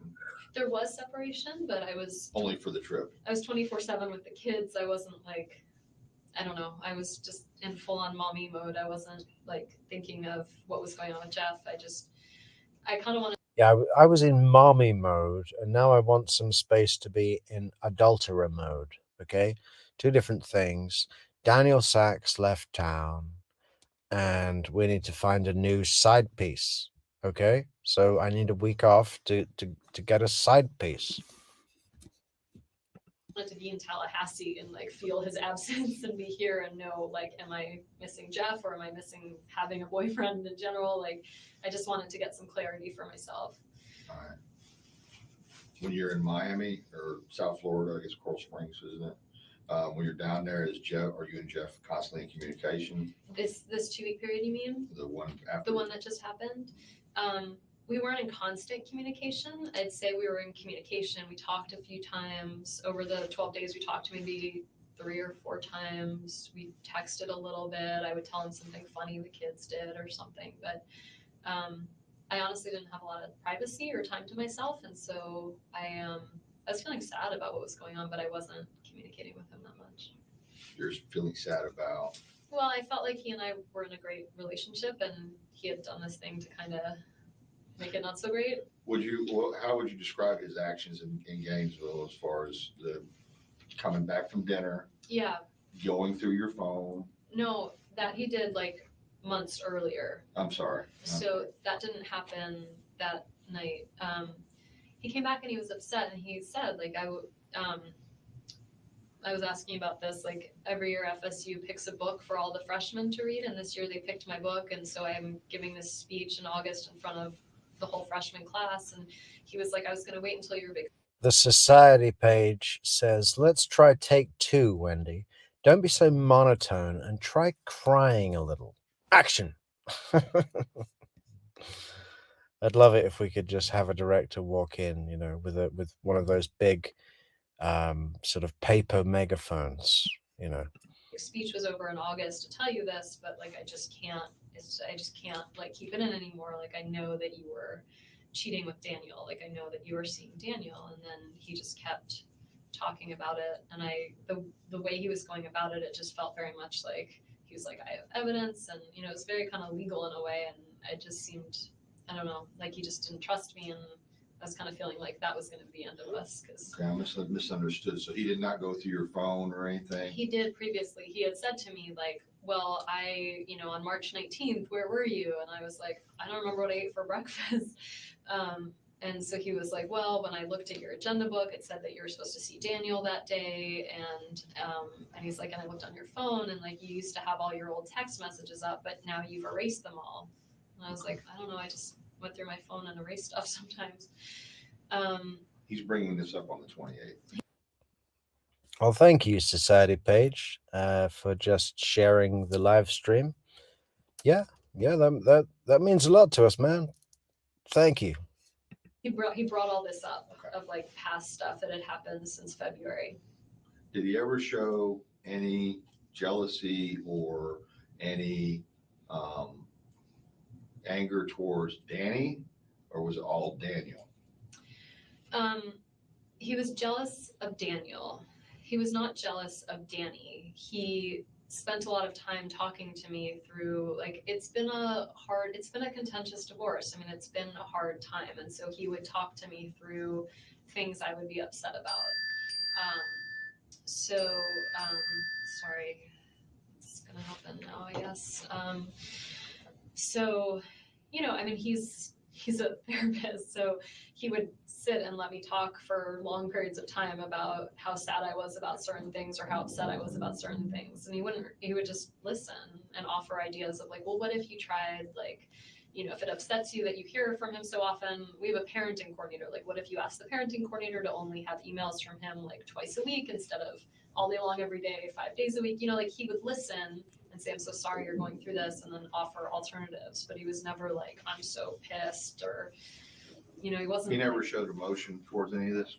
I mean, in the sense of like, I'm so sorry for you, like, this sounds really hard, I'm sorry you're dealing with this. He would hold me, you know, that kind of stuff, but not like, I'm so angry. Did he ever meet Danny? Yeah, so he never said anything like, that gutless son of a bitch, I'm gonna take care of this. You remember Grant Armado saying about his brother?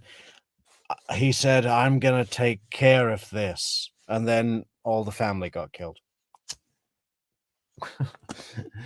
Oh, she just has to paint him as, you know, she tries so hard to go, oh, Jeff sounds crazy when I talk about him like that. And the victim advocate's like, I don't think so. Is there anything that would make you think that he would be capable? And when Isom starts asking questions, you know, he knows how to. I don't think Isom has ever had any suspicion about Jeff in any way, you know, at all. But the style of the questions he's asking, all Wendi can do is say, well, yeah, I mean, he's a reasonable, empathic, mild-mannered, educated adult, you know. And did he ever show any emotional reaction when you were bitching at Jeff for hours about everything Professor Markel was doing? Well, you know, he just said how sorry he was that I was going through all this, and he wished, you know. He met him a few times. Sometimes Danny would be late to pick up the kids. There's not a lot of opportunity to use anything that Jeff actually did to make it look like he's a crazy loose cannon, you know. And there'd be like an overlap where Jeff would come, and so he had met him. There was like the boys staying at the Capitol one time, and Danny was there and Jeff was there. And Danny seemed, I mean, I'm sure it's not fun to see your ex-wife with someone new, but Danny seemed, he was very pleasant and very fine about it. He was really appropriate. And Jeff was like, you know, they'd say, hey, you know, they wouldn't really like make a lot of small talk, but Had fine. Jeff ever been to your former house on Trescott? No. Would he have any reason to go? Yeah, you know that feeling when you meet your current partner's ex, you know, it's not that bad. You know, it's just sort of like, well, let's be mature about this, you know. let's say hello. We're not going to start, you know, really setting up a deep friendship. That probably wouldn't be, you know, something that anyone wants. But, you know, you can be perfectly polite and even have a laugh. You know, I mean, is it that much of a big deal? Like, There. No. Does he know where? I think he would know where it hey, is because Bob from accounting says, dude, I need alerts. I bet I missed the best part. Well, Bob, a few people have been saying this, and I did some research, and apparently, depending on what device you use, you know, cell phone, iPad, or computer, or smart TV, you subscribe, you click the bell, but you also have to allow notifications from YouTube, which is like something that's not a YouTube setting, it's a device setting. I'm not exactly sure how you do that or what you have to click, but hopefully that will point you in the right direction so you never miss a live again, Bob. Okay. Good to see you, man. I would sometimes take Trescott and sometimes not, kind of depending. Like if I knew the kids were there and I thought I might have the chance of like running into them, then I didn't take Trescott. If it was like nighttime and we were driving back from somewhere, sometimes I would take Trescott and I would be like, "There's my former home," you know, like it's, you know, I would point it out. With him in the car. Yeah. There's my former home. Why would you do that? What other possible reason would there be to do that other than to make sure Jeff had seen where the house was, you know, because otherwise he wouldn't even know where he lived. So they drive down Trescott. She's with her new boyfriend. They drive right past, you know, her marital home where she raised the boys and blah, blah, blah, blah, blah, and says, "There's my former home." Oh, great. You want to get out and take a picture, you know, together, you know, posing as a couple in front of your ex's house? Stalker. I don't remember like a specific instance in which I did that, but I'm sure that would be something I'd say like, "Wow, that was my house." Like, isn't Hey, Neaty. Long time no see. Or were you here yesterday? it pretty, or, you know? So you never took him there specifically to pick up the kids or No, exchange anything or anything along those lines? no. What was the most recent time from now, the most recent past time Yeah. that you had this discussion about the trials and tribulations of your ex-husband and so forth with Jeff? It was all the time. All the time. Okay. I can't pin down a date, but I'm trying to think of like what the most recent issue would be. I haven't talked to Jeff all week, so it wasn't now. You didn't talk to him since Monday night, and Not you since emailed him with Monday. no response after that. Yeah, so it wasn't this week. But Hi, Lisa. Welcome. Lisa says, "Hi everyone, I'm new to posting on a live chat." That's totally okay. That's fine. This is like a first step, and welcome, and say whatever you like. There's great comments, guys.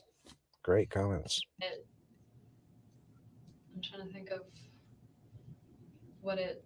I mean, there were always things like when he first started dating Amy, he would Skype from bed with Amy, and so I would talk to him about that. Of like, I don't think this is that appropriate. Like he's Skyping, from bed. You and I would never do that. But I think that was more like a month ago. What was the last? Just wondered if there was any. Thank you for the super chat, Alwyn. Very kind of you, and very, very much appreciated. Anything recently that kind There of was nothing sparked? like a huge thing of like, oh, I can't believe he did X, Y, or Z. And in fact, I feel like we were trying to figure out this school decision this week, but that happened. I got the call like on Tuesday or Wednesday, so Jeff didn't even know about that. Oh, okay. Holden says telegraph is American slang for giving off any clues visually. I did not know that. Okay.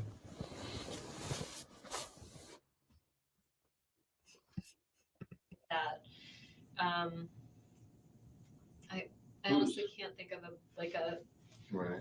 Did you have a contact person at this prospective school for one of your kids? Who was that? Danny and I both talked to her. So it's a woman named Erin Lombardo. I think she might be the assistant principal there. So What's the name of the school? it's the School of Arts and Sciences. Okay. It's a charter school in town, and I had put in an application for Ben, and he got picked from the lottery to go. And so they called.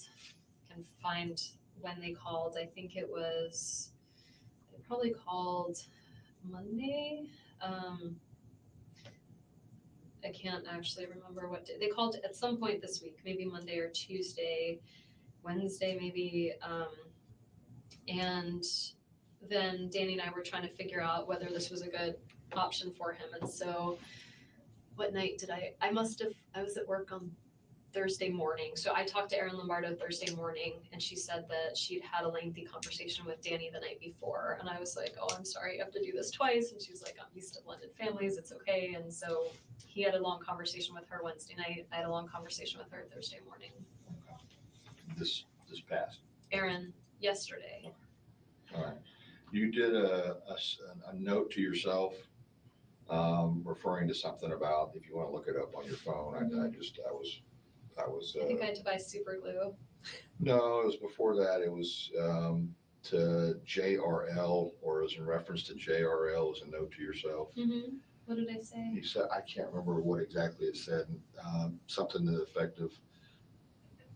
Note like in the notes? Yeah, you have a note thing or a date book thing or something. Yeah. I don't see it. I don't see a JRL thing. But okay. Do you refer to? Do you ever type anything? Jeff. That's Jeff. Do you refer to it as JRL? Sometimes when I write his name down, just because I have other friends named Jeff. So. Okay. I'll have to look. I'll have to go get it. Yeah. I'll see what exactly. Mm-hmm. Just want to check on that reference. I'm running out of juice. Do you drink soda? I can see if you can find like a Diet Coke or something, or. I'm not juice on the phone. Oh, okay. I thought you were like running out of juice, and like. I sure am. Getting some emails. Is Jane still here, or did she? No, I think she meant metaphor. Okay.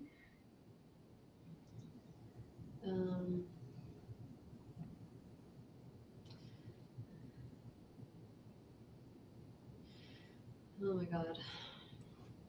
Well, my parents sounded really surprised, so it's at least a relief. My parents sounded really surprised, so that is at least a relief. What? Because if they didn't sound surprised, then they were probably involved. That's your only way to give an opinion. Lee, I can tell you're on the silver fox side of the argument when it comes to Isom, yeah? I was thinking this today. Could they have arrested her? I think they know if they started to put any pressure on her whatsoever, she'd be like, this interview is over. Lawyer, now, right? So I think that they're hoping to have a follow-up interview with her after they've gathered more information. And I guess 9 times out of 10, they're able to do that before the family completely lawyer up and disappear to Miami. But this family did exactly that. They lawyered up and disappeared to Miami. I was trying to think of who would be angry enough to do something to him. My parents would be angry, but they're not capable of this. Thank God. I really couldn't handle that right now. Yeah.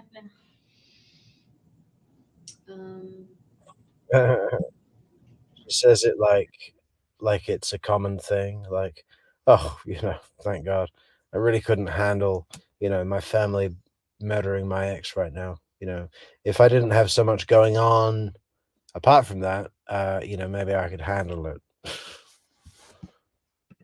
Can I ask Robin why Jimmy needs to talk to me, or just leave it alone? Leave it alone. I can't. I know. I hate to I just- advise on kind of those like legal situations. Oh, here. I mean, this is Lisa Frank, just like a friend of mine. I just read that there was a shooting on Trescott today. I hope you and the boys are safe. It's weird though. It's like Lisa Frank is an illustrator for children's books and makes like colorful stationery, kid pencil cases, notebooks, that sort of thing. Lisa Frank. I'm wondering if that's a friend of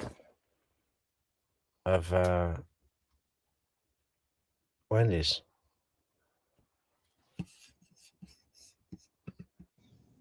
I guess the reaction is they're worried like that Danny did something, right? Because otherwise they know Lisa knows I don't live on Trescott. So I don't know. Wait, Jane is on her way to TPD, but I don't need her here, right? Because I'm going to Ellen's. I think from my read when Joanna came in here, that someone was going to drive you and Joanna was going to drive your car at the last step to kind of, so that way your car would be somewhere safe. Okay. But maybe something has changed because things tend to change a lot. Okay. I'll just leave her here for the minute. And I think, She you lives know what, pretty your close. friends want to be here for you, and if things change, they're flexible, especially if she's a social worker. Yeah. Used to flexibility. So God, I have so many social workers in my life. Jeff sounds crazy when I talk about him like this. I don't think so. I really hope he didn't do this. Is there something that would make you feel like he would be capable of something? Because you said Who is capable of doing something like this? I don't know anyone that I represent victims of trafficking, but I could tell you 3 or 4 right off the bat, Wendy. What was the question? Who is capable of doing something like this? Well, there's your mother Donna, your brother Charlie. Oh, look, we've got some more. We've got Catherine, Sigfredo, Louis. Louis has got the highest morals out of anyone involved with the murder. I ain't gonna kill nobody in front of no kids. When we robbed the house, there ain't no kids in the house.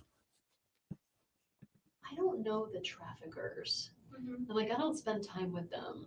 And so in my mind, someone who's capable of extinguishing a human life or thinking someone else's life is less than theirs. I work with the victims who have been thought as less than human, but not with the people who think that's okay.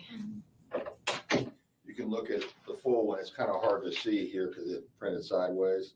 Do you think there is insecurity that has nothing to do with But is something. this like a It's a calendar thing. So it's telling you to talk to Oh, JRL. okay, yeah. So I have been talking to friends this week about like what to do about Jeff, whether to get back together with him. And yesterday I talked to my friend Joey, who had some ideas. And so I put that in my calendar for Monday because that'll have been a week since I've not talked to him. So I Right. put it in to remind myself.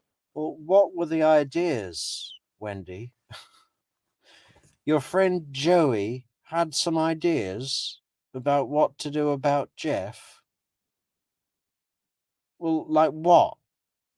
You're either going to stay with him, or you're going to break up, or you won't. I mean, what ideas are there to be had?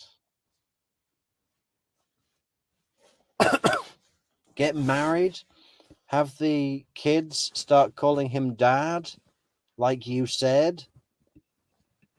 Like, okay, now it's been a week, and of like to ask him these questions. Like, these are the things I was thinking about and things I want to talk to him about. And when you're referring to this, you're saying Daniel, not Danny. Daniel Sack. That's who you're saying. His aggression or his jealousy, however you want to talk about it, however you want to describe it, Yeah. is towards Daniel Sack. Because Jeff really felt like, yeah, no, it's all about Daniel Sack. Because Jeff just felt like everything was fine now that Daniel has moved to Amherst, and I kind of felt like if you're gonna be insecure, it's gonna be someone else some other time. That it's not just Daniel. That it's like something going on. But this has never happened. Oh, Lee, did you miss yesterday when? Okay, hang on. Lee says she's not sitting in on a comfy couch with Winnie the Pooh pillows like Kat was. Kat being Chandler Halderson's girlfriend that we covered the other day, guys. That's a room that they put people that they know are not guilty, but they need information. Wendy is not in a room like that. Yeah, but yesterday she tried to get in a room like that. She said, I'm going crazy in this room with the white walls. What did she say? She was like, is there another room with some color, like with a comfy couch with a big Winnie the Pooh? If I'm a victim, why don't I sit in the victim room? This is interrogation room. Am I a suspect? Happen. This is for next. This is coming my Monday. calendar for Monday I'm writing down things to talk to him about. Okay. Makes me sound like a total. But what does that show? The fact that she requested to sit in the other room, it shows that she's aware of the situation, She's aware of where she is. The fact that she said that. Weirdo. No, that's fine. I just was curious because I saw What it is, Daniel, and I yeah. know you told me it's to you to. Well, because I Your dated him, ex-husband and is it's Danny. like, and he goes by Danny. Like anyone who's friends with him, nobody calls him Daniel. Okay. I mean, it's just his given name, but there's not a person on earth that calls him that knows him. So he goes by Dan or Danny, and his niece and nephew call him Bo. A lot of the family calls him Bo Okay. as a nickname. All right. But Daniel Sack is Daniel Sack. Okay. Yeah. All right. When was the last time you talked to Daniel Sack? I talked to him this week. Okay. Um, Everything's fine with him? yeah, he's living in Massachusetts. He's happy. Okay. We had a nice chat. Okay. I mean, he's my friend, and All right. yeah. Okay. We're going to get ready to leave here just a minute. Great. And I think we determined We're that. gonna go to my house. I'll Right. give you my computer. Right. Hey, Feliz de Pastor from Birmingham, Alabama. Nice. Nice. I don't think we've had anyone from Alabama before.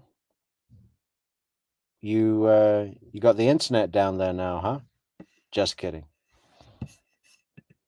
And passcode or whatever. Yeah. And then from there, you're going to go to the friend's house. Mm-hmm. I'll pack a bag and we'll go. Okay, so Joanne Joanna. is gonna come with us. Yep. I think my friend Jane is outside. She said she's parked outside TPD in case I need her. So we can tell her, I guess, that Jane that was here. McPherson. Yeah, Mm-hmm. that I don't need her, I guess. I mean, she can come with, but We just want to make sure you get someplace that you're comfortable, and you've already told me enough reasons that you feel like that maybe whoever did this, I don't want to go home. So we're going home just to get the Okay. clothing, the computer, and then we can get you onto the Okay. other, I can't remember their names now. Alan and Lynn. Right. They live really close to me. Okay. You look like you've had a long day. I have. Okay, so we'll be. Yeah, he has had a long day, Wendy. You know what he's had to do today? He's had to go and look at an innocent man who had his face shot off at his home. Yeah, he's had to go and inspect that scene, and then put all of his own life aside while he dedicates all his energy and expertise into finding the perpetrator of such a abhorrent, horrific act. Yeah, that's what he's been doing. And I was thinking about this today, guys, where when those forensic morticians do an autopsy and they must see the most horrendous stuff. I mean, look what they had to deal with in Lauren Giddings' case or the Chandler Halderson case, just bits of body all cut up, and they've got this callousness, right? This thing where they say, okay, this is science. This is just another day at the office, it doesn't freak them out. And I guess that's just something you develop over training and a bit of time, and you're able to do that. But cops are a little different, With cops, I think a certain degree of an emotional reaction helps them, they become personally invested. They become willing to find reason for the horrific things they find. It's not so clinically done as a mortician, where it's just a science practice. There is an emotional, reactive thing that goes on more with the cops, where they feel sad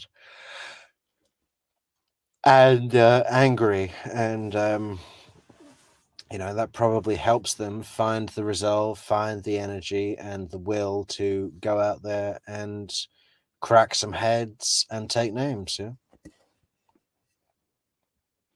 But of course, why would any Adelson care about what some Tallahassee cop had to do today?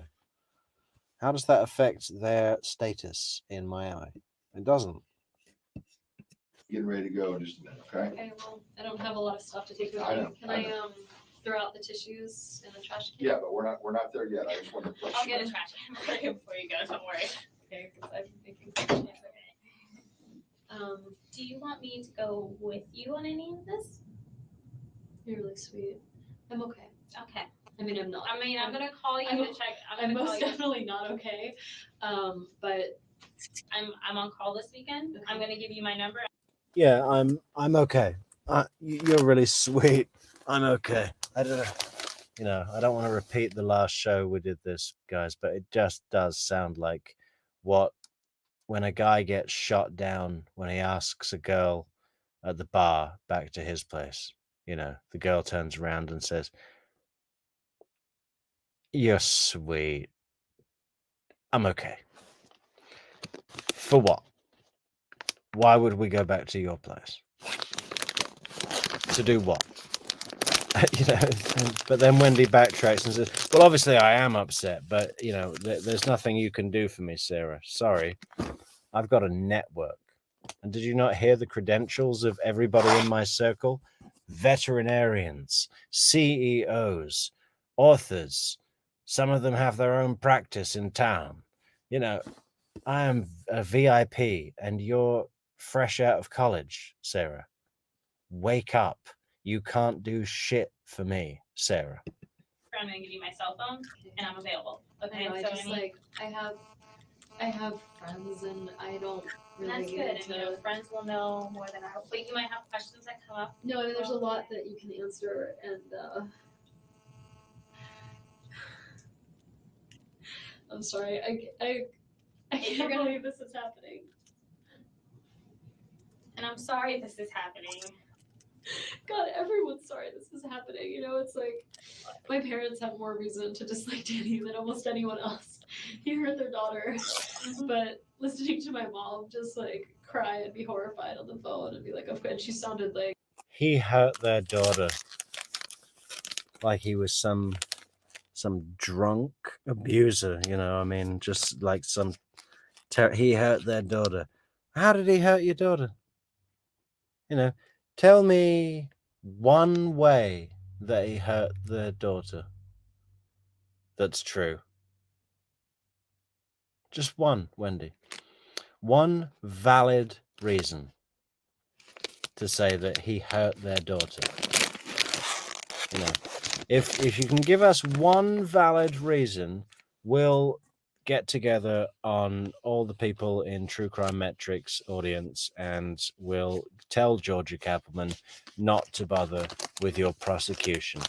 That's how confident I am that you couldn't find one single valid, truthful reason that he hurt their daughter. That's horrible. And normal, good-hearted people don't wish nobody was things like this to happen. You know, like you might say like, I get frustrated. You might be like, I hate someone, but you don't ever saying stuff out of emotion isn't something you really want sometimes to happen. This is a very strange day. Using the word strange is very kind of you because you could use a lot of other explicitives to probably describe today for yourself. I want to write Renee just because if there's any way I could. People are saying in the chat that they can't wait till Wendy is convicted. I've been thinking about writing an open letter to Wendy and just, you know, posting it by reading it out online. And what would my intentions be behind that? Well, it wouldn't really be my intentions that she, or my expectations that she would receive it. But I might like to write it. You know, it might clarify how I feel about her. You know, because it's so easy to get worked up with a woman like this or anybody like this, but she's a woman. So, you know, but if you really went deep and really thought, if I did have the opportunity to give her a message from me, what would that message be? I think I might put myself through that exercise because I'd be quite interested to see what I would say if I really thought about it. If I really thought about what message could I give to her, what would it be? Maybe that's coming, maybe not. I don't know. It's so strange that she's here today of all days. Is she going for like a Title IX position or something like that at Florida State? It's not a Title IX. It's actually like a social entrepreneurship position. I called the wrong number. Or maybe she's lost her cell phone. She's run out of money. I can't even. No, you're okay. I'm sorry. I'm asking you irrelevant. Renee is. Yeah. Hopefully that'll work. It's really messed up that people are worried when they hear gunshots on Trescott that they think like something happened to me. I guess it makes sense. It's divorce and people do crazy things.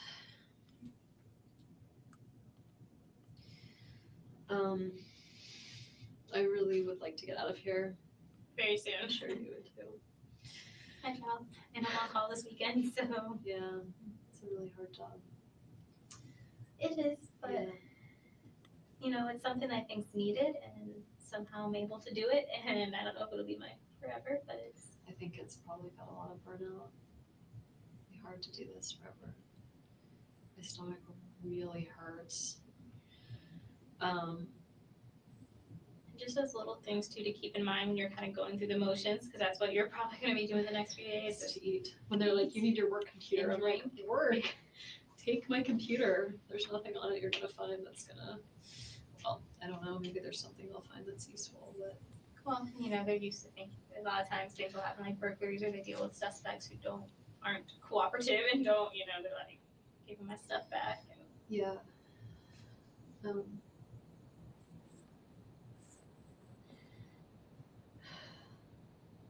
main thing, your parents will get here. Yeah. Focus on the boys. Go. Meet them where they're at. Maybe talk to your friends that are psychologist, psychiatrist, child psychiatrist. She might have some good pointers, but I always say meet kids where they're at. Be honest, let them know, when you're sad, if they get sad, if they see people around them that are sad, that's okay, because people are gonna be upset. It's Sarah. Yes. And I'll give you my card and write down my number too for you. I was calling him General. I mean, I just am not okay.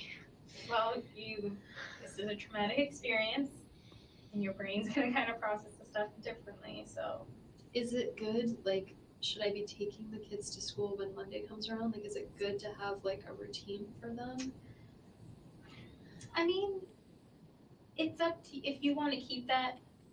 And yeah, well, I say it, and now I'm like, I don't want those kids away from me. Like, what if there's like a deranged gunman in town? Like, and I'm hoping as the weekend and time kind of goes on, hopefully the police department will be able to give you some more information. And this is just a basic kind of how a criminal investigation works.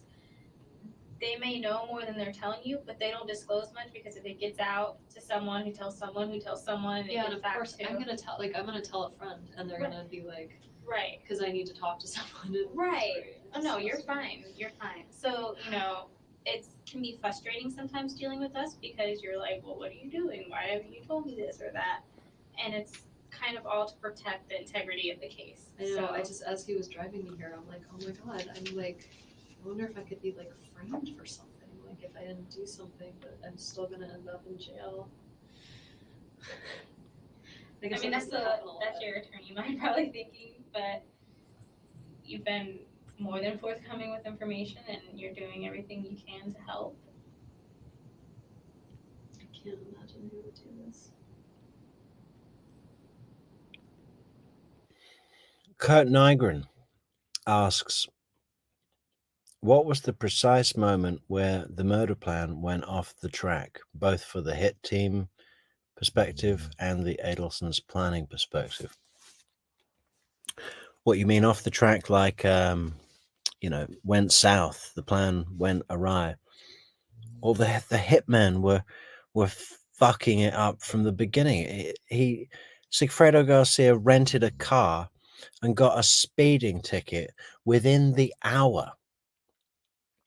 Within the hour. I think it would be quite possible to drive around like a maniac for an hour anywhere and not even get pulled. Or, just go the speed limit. Go the speed limit. Check your lights. Make sure your tail lights work, your brake lights, your signals, turn signals. Don't get pulled over. And then they got pulled over on the way out doing loads of coke, driving drunk. Why did they get pulled over? They were doing 95 in a 50. At 9 in the morning. What is that? They went up to stay in the hotel in Tallahassee, went out that night. Murder's supposed to be the next day. They got completely wasted at Hooters. I mean, you could not imagine hiring any bigger liabilities. Then they leave, and Sigfredo shoots a hole in the floor of the Prius while they're in it because he drops the gun. I mean, imagine if he'd shot himself in the leg or Lewis in the ear. So when did it go awry with the hitman? Hard to say. And when did it go awry with the Adelsons? Well, hiring the hitman, I suppose. They were terrible. There was so much evidence on them, you know. I can't imagine that Jeff would do this. I see why he's a good suspect. And Jane thought of him right away, but I didn't. I don't know why that is. I wasn't trying to be protective of him. I even thought of my own family. Maybe you weren't really thinking of him at all right now in your brain. I feel like a fierce mama cat right now. Like I just want to get to my boys, and I know they're fine with Alan and Lynn. Like, and I Like think that you want to hold them and Oh see my that they're God. okay with your own eyes. And yeah, I really need to be with them. Well, I tell him I can't see it. I don't want to. Okay, so we think like Danny's not waking up. Like, is that? Hey, Miss Ann Thorpe. my Charles Dickens character, Miss Ann Thorpe. No, of course it's Miss Anthrope, as in misanthropic. But no, sorry, I'm eating nuts. I missed a meal. I missed, you know. So sorry if you're listening to me crunch. All right, I'll just have one more almond. Okay, I'm done.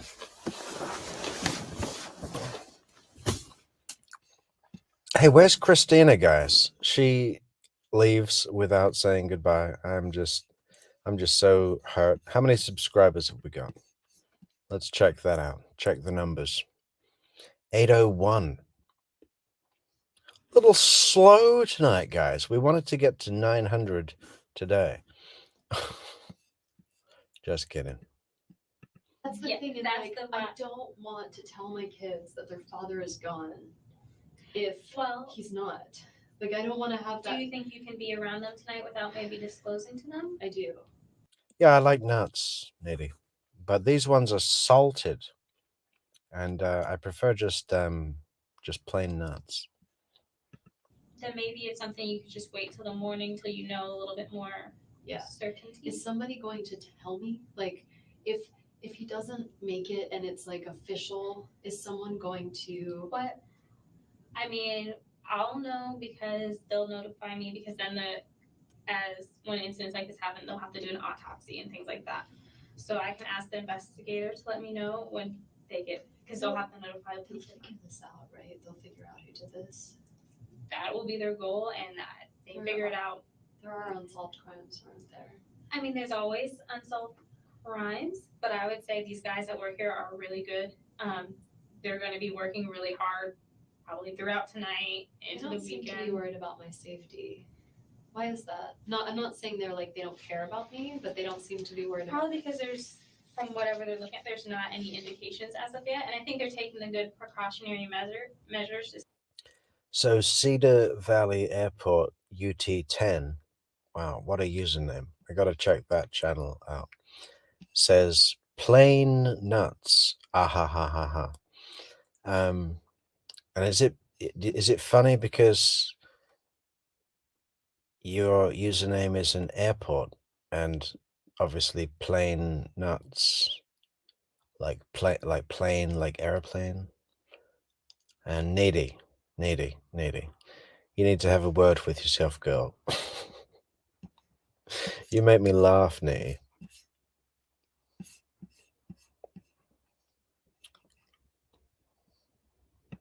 Say, Oh, Christina's still here. Yeah. I was about to cry myself to sleep. and it's good for you anyway to have support. I will like. I have an alarm system, right? I just don't necessarily like. I got the alarm because my parents were like, "You're a single woman that lives with 2 kids. Like, you should have an alarm." I just don't think they're that useful. Like, I think by the time they call to be like, "Hey, was there?" I feel like it's always too late. Well, and I think it's good for you tonight to just stay somewhere, and if I'd rather anything, be with him have than- support Yeah. and kind of a little bit of a distraction. Yeah. It'd be nice just not to worry about like, I don't know, I'm just picturing like getting up and trying to like, the kids being like, they're 3.5 and 5, right? Like they'll wanna eat ice cream or do whatever, and like I don't have the energy to like impose any restrictions Right. now. And then, it's a difficult time. They might not need those restrictions. And Oh, the smart kids. Yeah, the victim advocate told me that they should have no restrictions, so that's why that we got them a load of presents and ice cream, and we played Kaplunk for 6 hours, which is a good party in anyone's day, huh? Kaplunk, best game ever.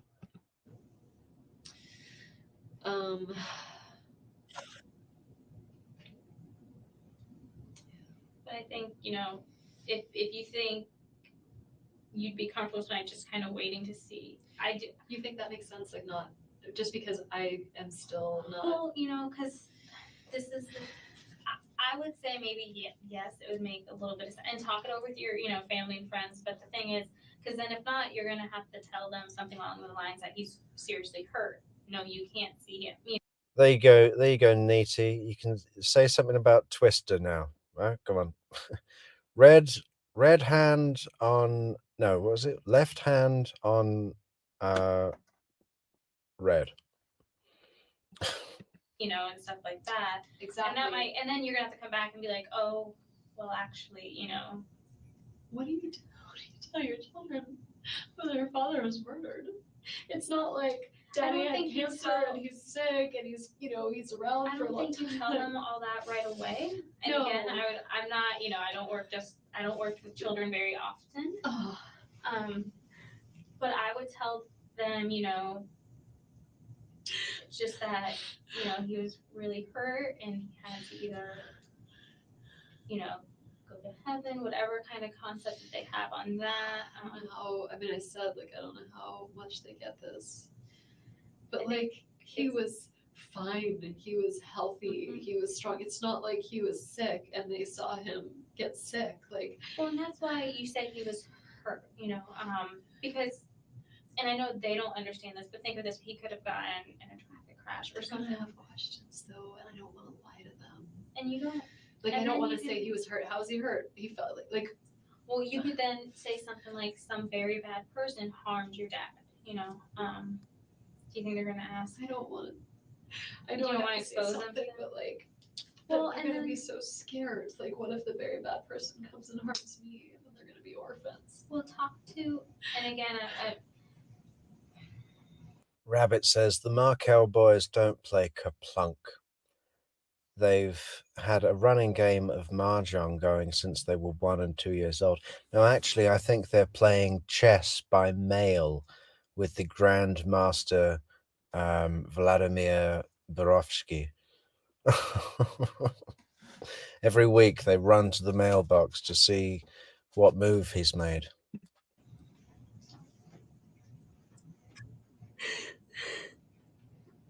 take it one day at a time, though. We're kind of getting ahead of ourselves again. I know. Predictably delicious, Neaty.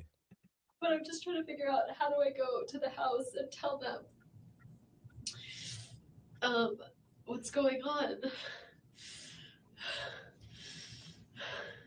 When you were talking to your parents, you were very composed given the situation. I'm usually a really good advocate for other people, just not for myself. So yeah, I can like put on my big girl pants if I have to, but talking to my parents and talking to my kids.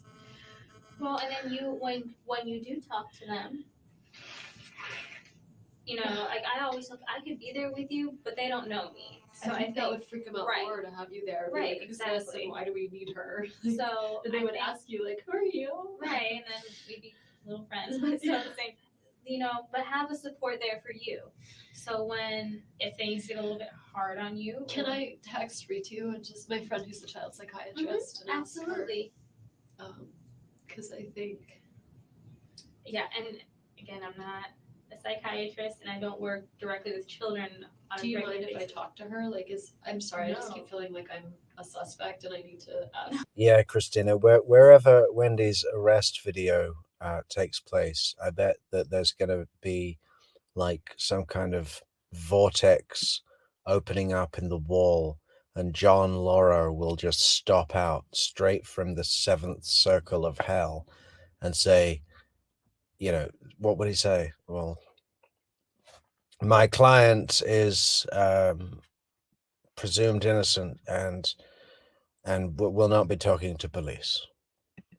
Like, No, uh, Yeah, chat's always frisky when Nate is involved, Miss Anthrope. We got Eric Lieber talking about furry handcuffs. I'm surprised. Nate's not jumped all over that one. and she'll probably call you after you send her this text and I'm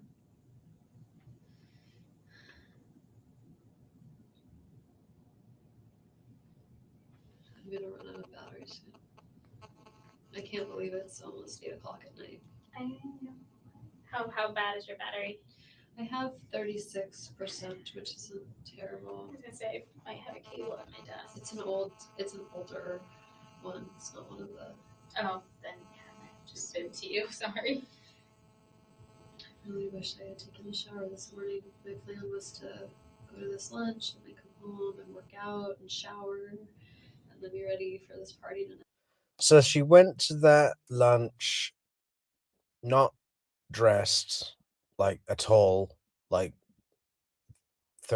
she wouldn't even sleep in those clothes. Never mind clean the house or go to lunch with the girls in a restaurant. And she didn't even shower as well. Okay. We believe you, Wendy. We believe you. Night with the boys. Tell us the truth. Plans are funny. All kinds of plans that will not be happening.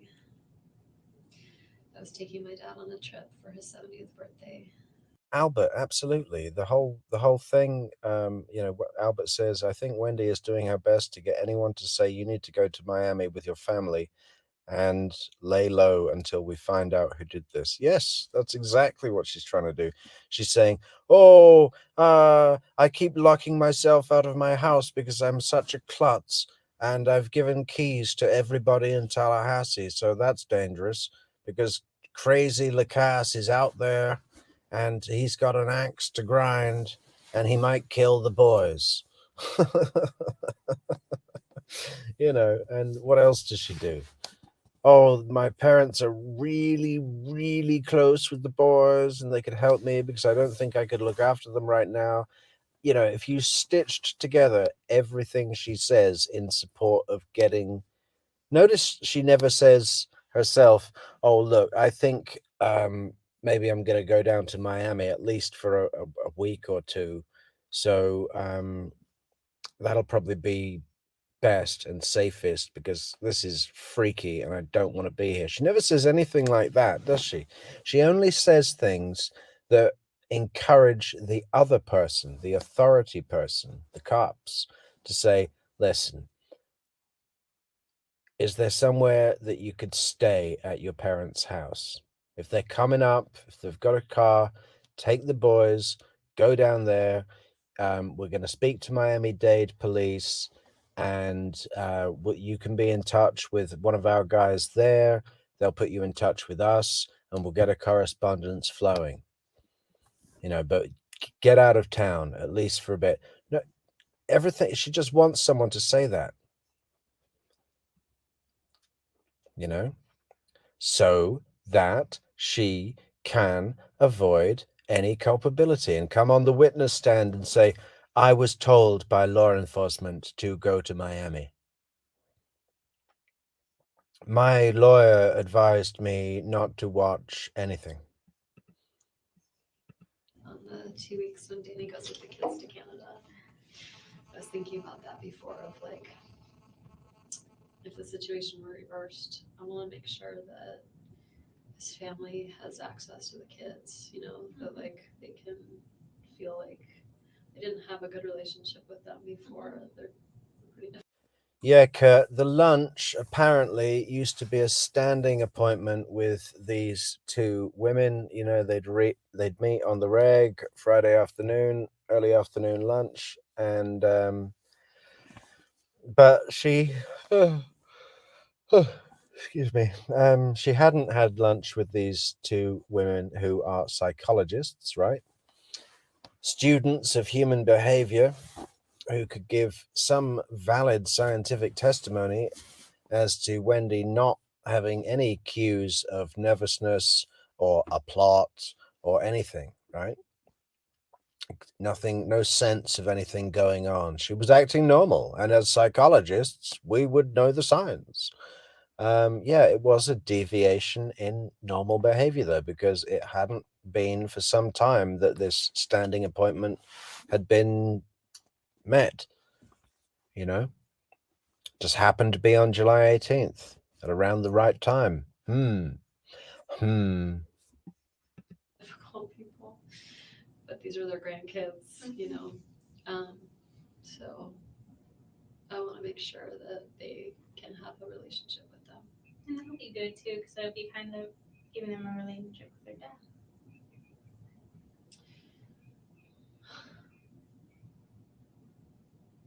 How did this happen?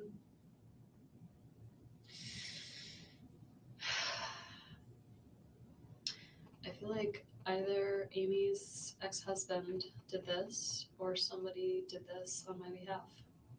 Some crazy deranged person thought that this was a good way to support me. And that's why I feel responsible. Unless it was something to do with Amy, and then I don't feel responsible. But then I'm still responsible because I'm the one who left Danny. If I didn't leave him, he would never be with Amy.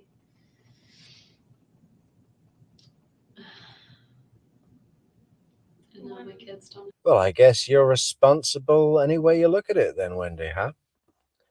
You know, what you'd be most responsible for is, you know, actuating the plot, putting things in action, getting it all moving, setting it all up.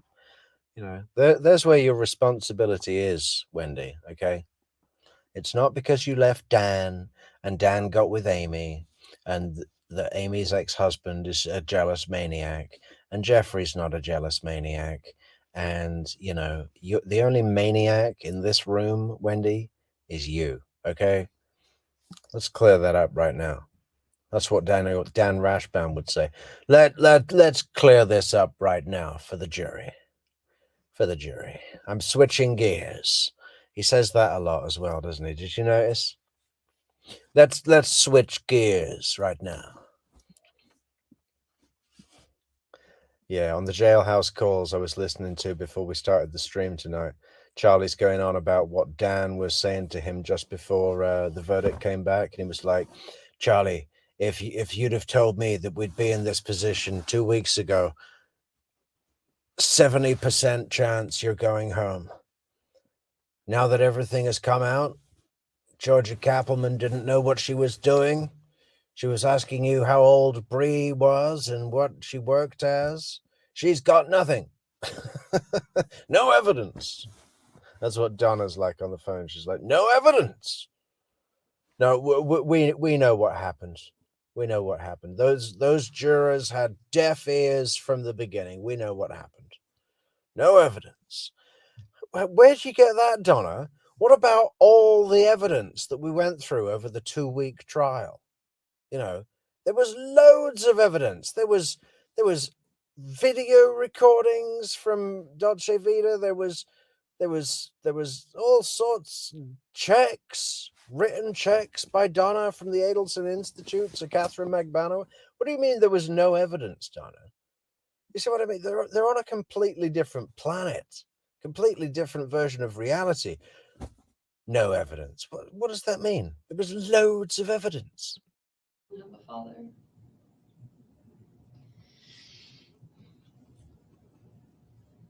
I can see why you'd have that logic of that blaming, but and it's going to take some time, but that's not the way to think.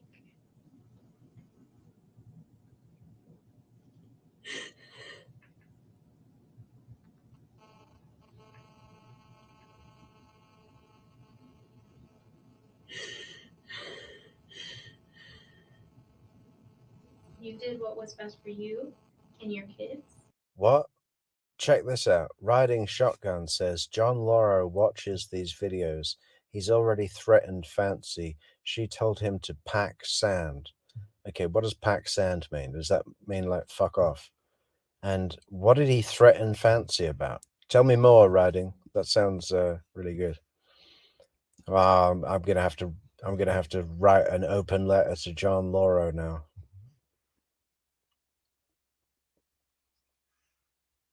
No one's gonna threaten Fancy. I'm sure she can take care of herself, though.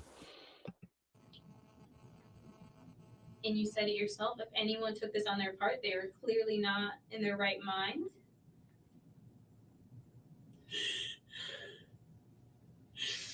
I feel like by complaining about how difficult he was, like I inspired this lunacy. Okay. You went through a divorce. You're not the only person that complains about their soon-to-be ex-spouse. Divorces aren't really things that happen to people that are completely happy and together, and each person's going to talk to their person.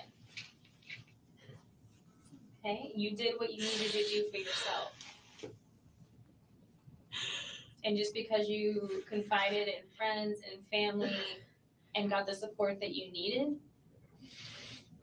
doesn't give anyone in your friends or family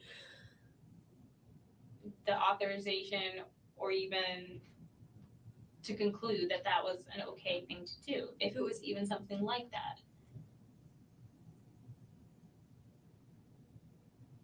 And you don't stay with someone for forever just in case something might happen. I do this, like, what if it's Jeff? Like, then I did this by asking for some time away from him. I made him crazy. But you haven't said anything that would indicate that you would think Jeff had anything against. I mean, he didn't like Danny because Danny hurt me, you know? Right. But what would make you think he'd go to this extreme? Nothing So- would make me think that. He's a therapist. He's a social worker. Yeah. So. He felt for me. He was sad for me when I was sad. He would help me reason out things and figure out how to, like. But even that, it's like we have a parenting coordinator, and Danny didn't like our last parenting coordinator, so he fired her. And so we've been without one for a while, and like it's just all been dragging on. But we had a meeting July 24th, so next week, with this potential parenting coordinator, and Jeff helped me.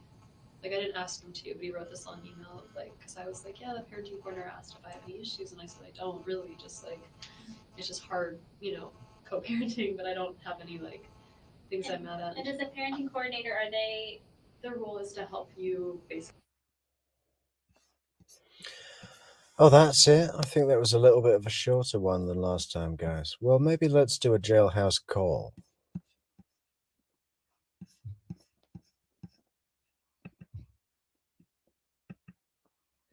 Hello, this is a prepaid collect call from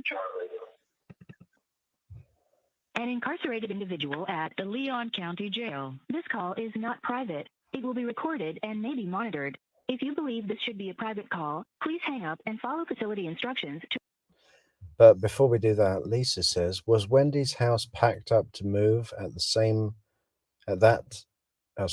was Wendy's house packed up to move at the same time she got locked out of the house and she wouldn't let Jeff in?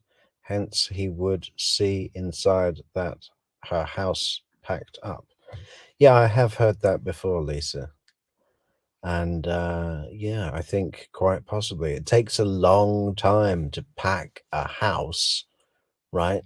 And I'm willing to bet that she's not exactly a minimal decorator, you know, a lot of stuff, big law books, big huge shelf of law books, you know, a lot of boxes.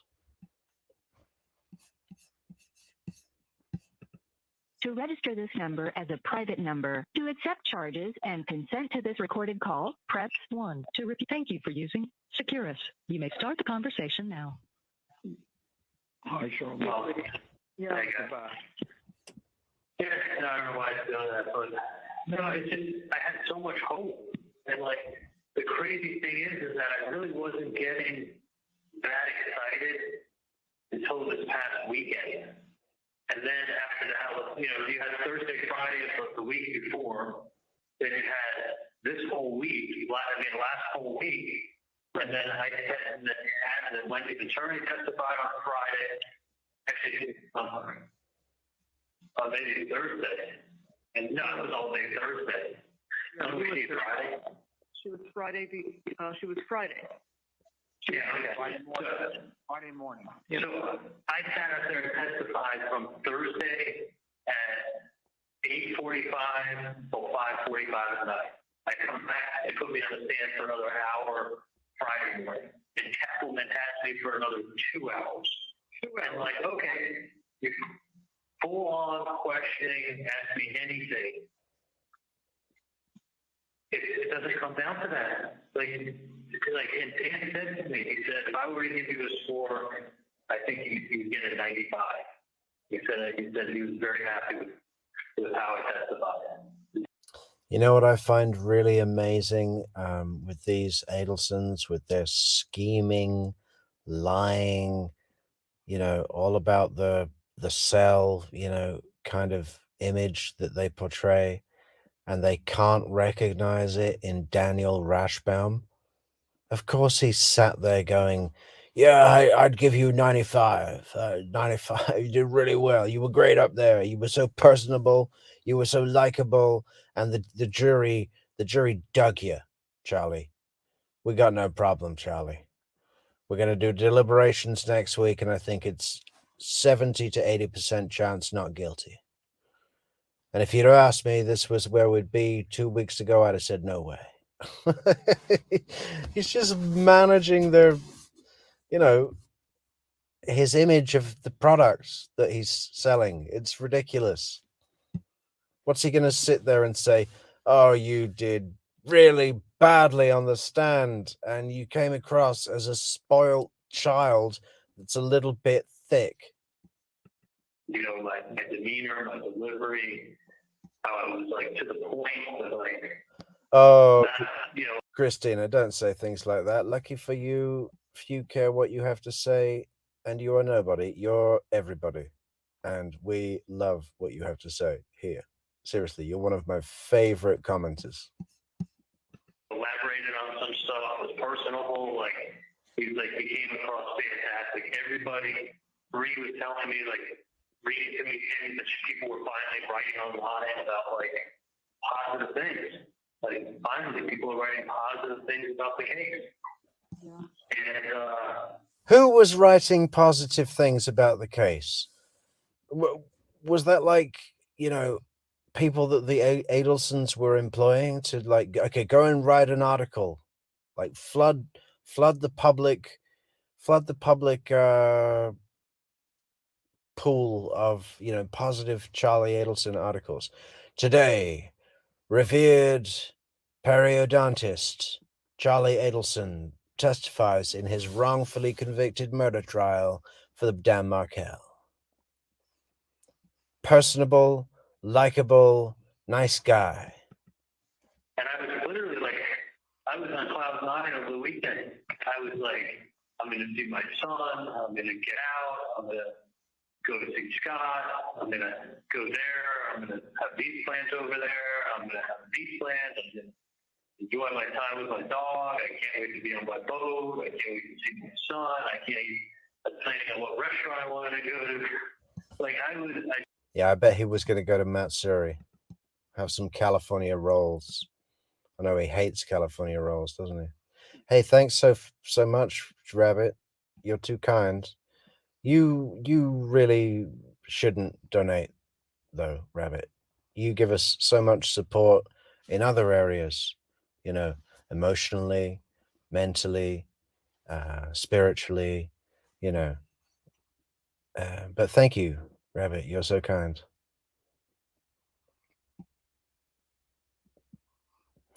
To put towards the formal stationery and a wax seal for your open letters. Best foot forward et al. Yeah, yeah. Well,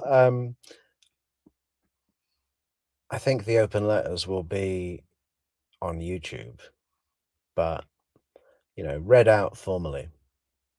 Maybe with a image of the letter or subtitles. I don't know. It's just a thought I'm going to start playing with. Probably take a while though. Giving away my food on Sunday night because I'm thinking like, okay, like they're not going to let me go from the courthouse. Like I gave away all my food to the two guys and friends, and like I'm feeling good. Like I was so sure that I was going home that like I didn't want to have people just pick my food. I'd rather give it to the two guys I'm friends with. So they gave me two packages of fish back, and once I go back to the pod, they'll give me some of the food back. And they just walked me through the pod, and I'm like, go get me some tuna fish, and they went up and got themselves. But I was like, he's distraught because he gave his can of tuna fish away, guys. Yeah. Tuna fish is a delicacy in prison. I like cans of tuna. Sometimes I eat a can of tuna just right out of the can with nothing else. And the dog, she loves it too. like, no, I was like 90%. People said he has an answer for everything because it's the truth. Okay? Then they said, Yeah, he had an answer for everything because it's the truth. Was your testimony over the last 2 days the simplest explanation? It was the truth. I believe him. He was definitely not part of this killing. Another one. It made her look absolutely desperate several times with incredible reaches like, quote, you're untouchable, right? She had to go to those kinds of traps, but they have nothing substantial. He will walk. You may think he's guilty, but they haven't been close to proving it. And another one. If I were on that jury, there's no way. Georgia Kappelman asking him if he was untouchable is very relevant and probative. It shows him as an arrogant criminal where the laws that apply to everyone don't apply to him because he's untouchable. I just don't know where these people get off. The funniest thing is when they start describing what they think reasonable doubt means, and that to try and sum it up just in a sentence, what they're saying it means is beyond any doubt, which is exactly what it doesn't mean. That's why it's called reasonable doubt. The judge gives an instruction. The prosecutor reads it out again 3 times or something, usually. I don't know if GC did that, but it's like a reasonable doubt is not a mere possible, imagined, or likely doubt. Whatever it is. There's this whole very well thought out, legal description of what reasonable doubt means. And because the jury are lay people, because that's how the system works, it is specifically written to be as clear as possible to as many ears as possible. It couldn't be simpler to work out. And if you're a defendant in a life sentence trial, you better understand what it means. It's incredible that they don't. Way I can say 100% he's guilty. His ex-girlfriend is totally unbelievable. She was shown to be such a liar. I mean, on and on and on and on. Well, When these is not believable. Bree's reading me what they're saying. Like, Bree's reading to me what they're saying. I'm on cloud 9. I'm making phone calls over the weekend. Yeah, man. Bree is on cloud 9. You know why? Because she has your son. And the fact that you've gone to jail means that she's probably looking at a huge windfall. You know, you've still got your Ferrari, you've still got your boat, you've still got your Whale Harbour house. She's going to see some money out of it. And with Donna and Harvey gone, you know, there's a trust for Roman, his son, and Bree will be the custodian of that trust. It's a bit like Wendi taking the money from Shelley Markel that has been placed under her care because the boys are too young. You think Wendi doesn't spend any of that money on herself? Of course she does. Probably most of it. Hey, Neaty, I was on Amazon today just about to buy Wendy's book because, you know, I actually really want to read it. But I couldn't log in. It's so annoying, you know. I tried to log in and then they said forget your password, and I did that, and then it tried to text me to a number I no longer have. You know, to the, what do you call it, two-step verification to log into your account. And it's like, how do I change my password? Well, how do I change the number that's associated to the account? And it says, well, you have to log in to do that. And I'm like, yeah, but I can't log in. So I don't know how I'm going to get into Amazon, but it was only like €5, the book. So I can live with that when I log in. Not hater. I spoke to Mike Miz. I was like, just feeling great, thinking like everything is going as good as you could have hoped. Absolutely as good as you could have hoped. Like, Kathleen got to the point that she wanted to ask me what does Bree do for Dave, and how old is she? Like, why are you asking me her occupation and her age? Like, Because she had nothing to talk about. because you know that she's his nanny and you're about to make me look bad. So instead I said, well, Bree went to college, and then after she graduated college, she worked for Dave, and she was 24 and I was 39, and that's the mother of my child. Like, I shut her up. Like, she didn't have anything to say about, you know, how old is, you know, she was hoping that it was going to be, oh yeah, she's a nanny and she's 17. And she had enough. Charlie, if she was 17, there'd be a whole new other charge for you, man. You can't be doing that.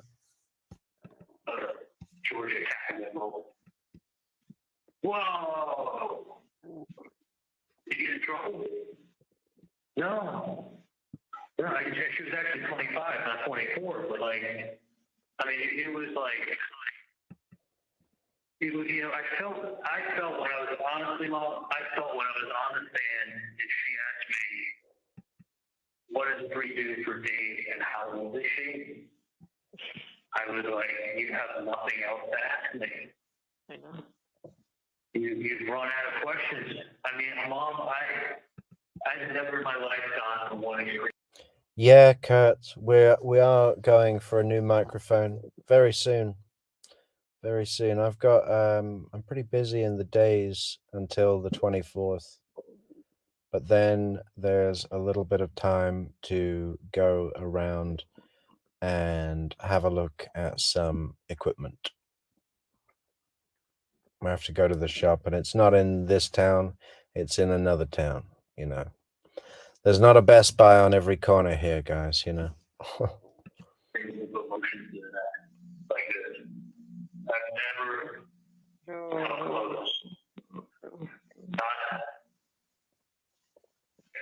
We were all on a high. After you testified, we were all on a high.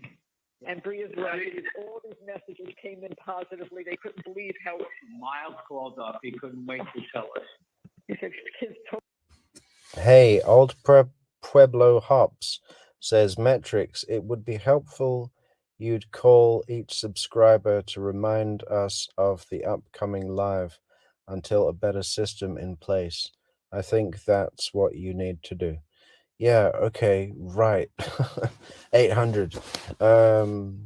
No, but I tell you what you can do is you could join the Discord server, Old Pueblo Hops. It's free. It's just like a chat room, and there's a bunch of people that are regulars on here who live in there now. They all live in there together. And Udi's always posting the lives. And we're thinking about starting to post stuff on our Twitter account, which is True Crime Metrix _official, I think. Or just True Crime Metrix. You know, it's the one with our logo, you know the one. So follow us on Twitter. I guess we're going to start posting on there as well. Or maybe Instagram as well. I don't know. I think we should do Twitter and Instagram. So track us down there or Discord. And yeah, we're going to be posting lives there when we're live. But also, you can just allow notifications from YouTube on your device. I guess that's pretty easy to do. Totally innocent. Totally innocent. And his son-in-law, who's a lawyer, called. He is totally innocent. He said he's getting off because they have absolutely nothing. I mean, this is from intelligent people. That's my problem. Yeah, this is from intelligent people, not like in Tallahassee. These are from Miami people, educated. Yeah, that's the catch. That's the jury of my peers. The jury of my peers was not there. There was one juror, number 15, that he would have said he's a juror of your peers.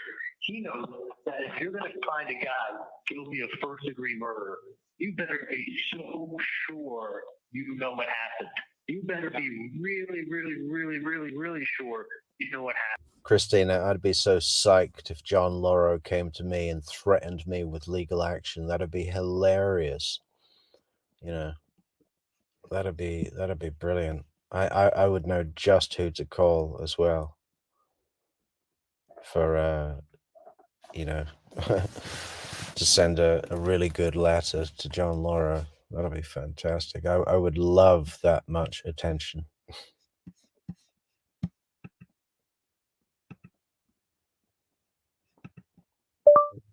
But they just had Georgia going, listen, if you use your common sense and you see what's going on here, all this code talk, just, you know what guilty is. If you feel he's guilty, vote guilty. Like, that's like saying, like I said before, like you think the Kansas City Chiefs will beat the Dolphins. I mean, that may be your feeling, but you sure aren't going to bet more than, you're not going to say I'm 90% sure. 95% sure, 99% sure. Like, that's the realm that you have to be. You're going to take somebody's fucking life. Yes. Like, if you're going to take someone's life, well, Charlie, you still have your life. Granted, it's going to be pretty boring, pretty dangerous, pretty depressing, pretty lonely. You're never going to see a pair of tits again. Sorry, ladies. But you know that's important to Charlie. But or have a good meal at Matsuri. You're not going to be on a boat. Never going to see. Probably never even going to actually see the sun go down properly. That's a blow, isn't it? Because there's that big, tall wall in front of you all the time. Yeah. But you still have your life, Charlie. Professor Markel doesn't even have anything. Not even a jail. Not even a can of tuna. Not even a packet of instant noodles. So, in the greater scheme of things, Charlie, you're up. I mean, I can't get over, like, you're taking somebody's fucking life from them, and you're destroying lives, and you're being shown fucking emails, or like a book that Wendi wrote, or autopsy photos. Like, the autopsy photos are horrible. I didn't write the book, and she can say whatever the fuck she wants. She used it to rub it in their face to be like, look, this rich, educated white girl is laughing at you on her way to civilization. And isn't that what she did? Isn't that what you did? Tallahassee was just a stop on your way to civilization. You even said it in the book. You were foreshadowing. Hey, Charlie, she didn't write that about Tallahassee, man. It was Hiawassee Springs. And it wasn't even Florida State University. It was Northern Florida State University, okay? And it was in the panhandle of Florida, but just somewhere in the panhandle, okay? So let's get your facts straight, Charlie, okay? Okay. We're making fun of these people. Emails, nothing. She had absolutely nothing. And they had a liar for their big witness, so nothing. And two big witnesses. The guy. Yeah. Well, that's one way to look at it, Donna, isn't it? The state had nothing. The other way to look at it is they spent a lot of time, a lot of money. Can you imagine the money that went into Charlie's prosecution? I'd say minimum $15 million. $15 million. That's just a kind of a random guess, but you know, I think the Colonel Russell Williams case cost Canada $10 million, and that was 2010 or 9. Oh, No, listen. Yeah, but I don't want to talk about that. But I'm just saying, like, yes. But I'm just saying, like, even when somebody was lying, they're just like, well, it's okay if they're lying. You read these emails. Like, holy shit. I was just sitting there thinking, honestly, what I was thinking? You know what I was thinking, because I knew it was going to be like this. I know what you were thinking. I was thinking. This is a fucking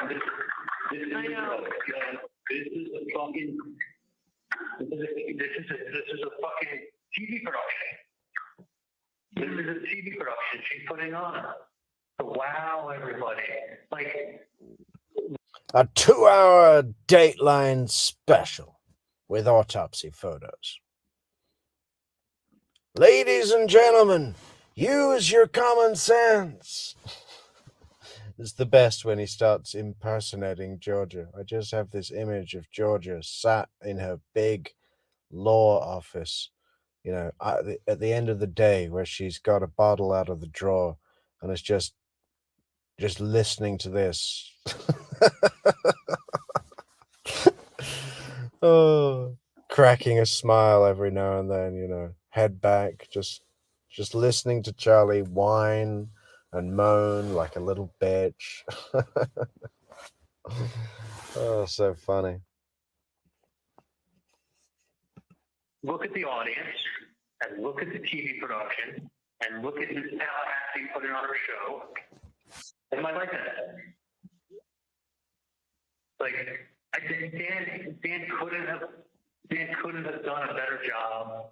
He could have done the case 100 times up here with an Adelson attached to the case. He wasn't going. Yeah, I know it. He knows it. Believe me. He said he is sick about it. Because I don't think Dan's blowing smoke up my ass when he tells me things. No. And he made it like, he's very straightforward. You know, he dissected a case and broke it all down. He never planned on walking into a circus with a TV show. No, he did not. He did not. Okay, guys, 3 hours, 4 minutes. I think we'll have to cut it off there tonight. Sort of got this 3-hour thing going at the moment. What are people feeling? Are people feeling that that's too long? It's a lot of time to invest. You know, I spend more time with you guys than I do with anybody else. Fact. You know, my relatives are the Adelsons and Georgia, and yeah, the rest of you are in the chat room. Yeah. Oh, we love you too, Rabbit. You're the best. Kurt, you're the best. Eric, the Society page, Pueblo Hops, Bob from accounting, and where is she? Where is Christina? Well, wherever you are, you're also great. Ian, dedicated man, fresh out of Sydney. Every day Ian's here, man. You know what time it is in Sydney when we start? It's like 6 in the morning or something. He tunes in, never late.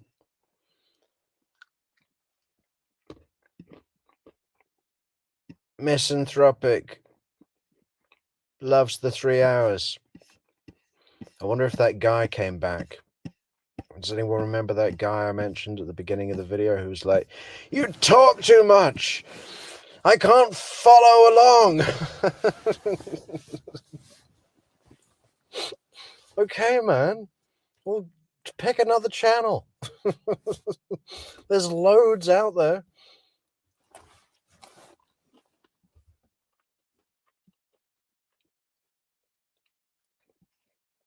Yeah, Soap's a lady. Yeah, of course she's a girl.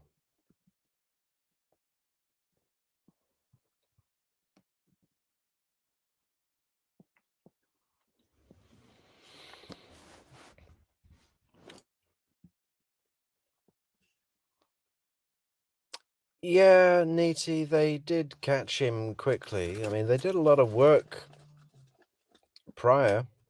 You know, he wasn't caught red-handed. He was identified through a pretty intense investigation.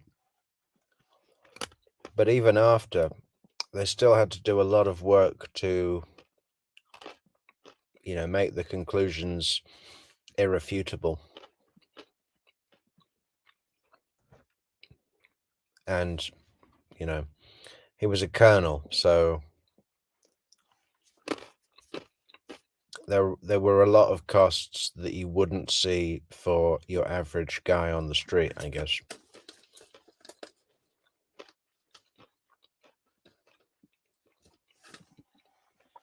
Okay, bye-bye, guys.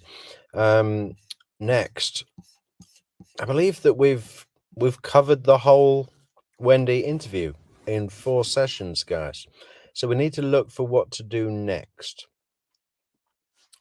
So anybody in the Discord server, or if anyone else wants to join, there's a link in the description. Any ideas where we're going next? I'm thinking, you know what I'd like to do soon is a little bit of Catherine Magbanua, especially Sarah Dugan's Cross, because it is feisty. You know, George is feisty, but George is like, you know, a bull. Sarah Dugan's more like a really mean Jack Russell, you know, bit more snappy. Hey, thank you so much, Neaty. I'll spend that on some furry handcuffs.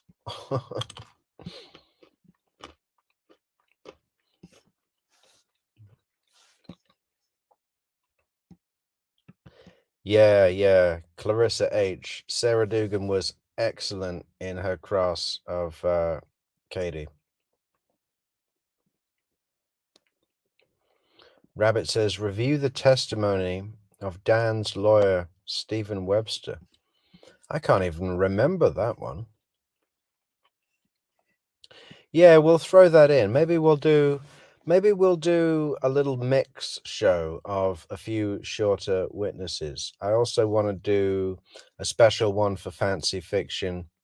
You know, we've got to do something that's going to bring her in, guys. Shardrick Nobles. We know Fancy loves Shardrick Nobles, and so do I. He was brilliant on the stand. You know, the black guy who sold the coke to the Sigfredo and Louise when they came up, and then helped them with the going to the auto parts store. He's got a good testimony with 2 crosses as well, so it's like a 3-parter from the shared trial, the first trial. What else? Yeah, all right.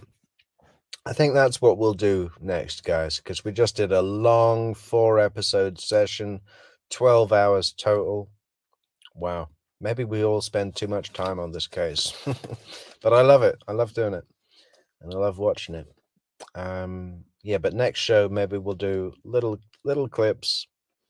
Well, not little clips. They'll be like an hour a piece, I guess. But maybe 3 or 4 shorter videos. And also Jessica Rodriguez and Yindra Velasquez Mascara. They have important testimonies, you know, and they're quite neutral.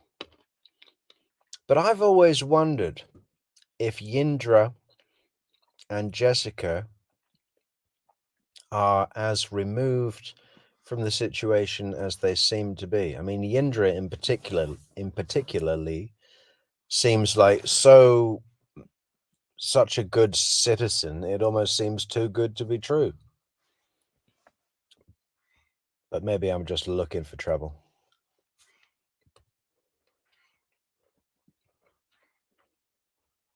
Oh, Christina says there is a 2-hour show on FBI profilers and analyzing how crazy Wendy is. Oh, well, that sounds good.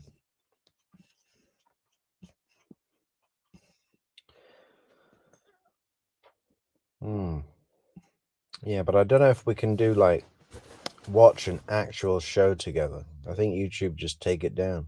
We get away with this courtroom stuff because it's like public what do you call it? Public rights, I don't know. Anyway, we'll see you tomorrow probably, guys. Have a good one. Be kind to each other. Don't be an Adelson. And a lot of loves. Sweet dreams, ponies.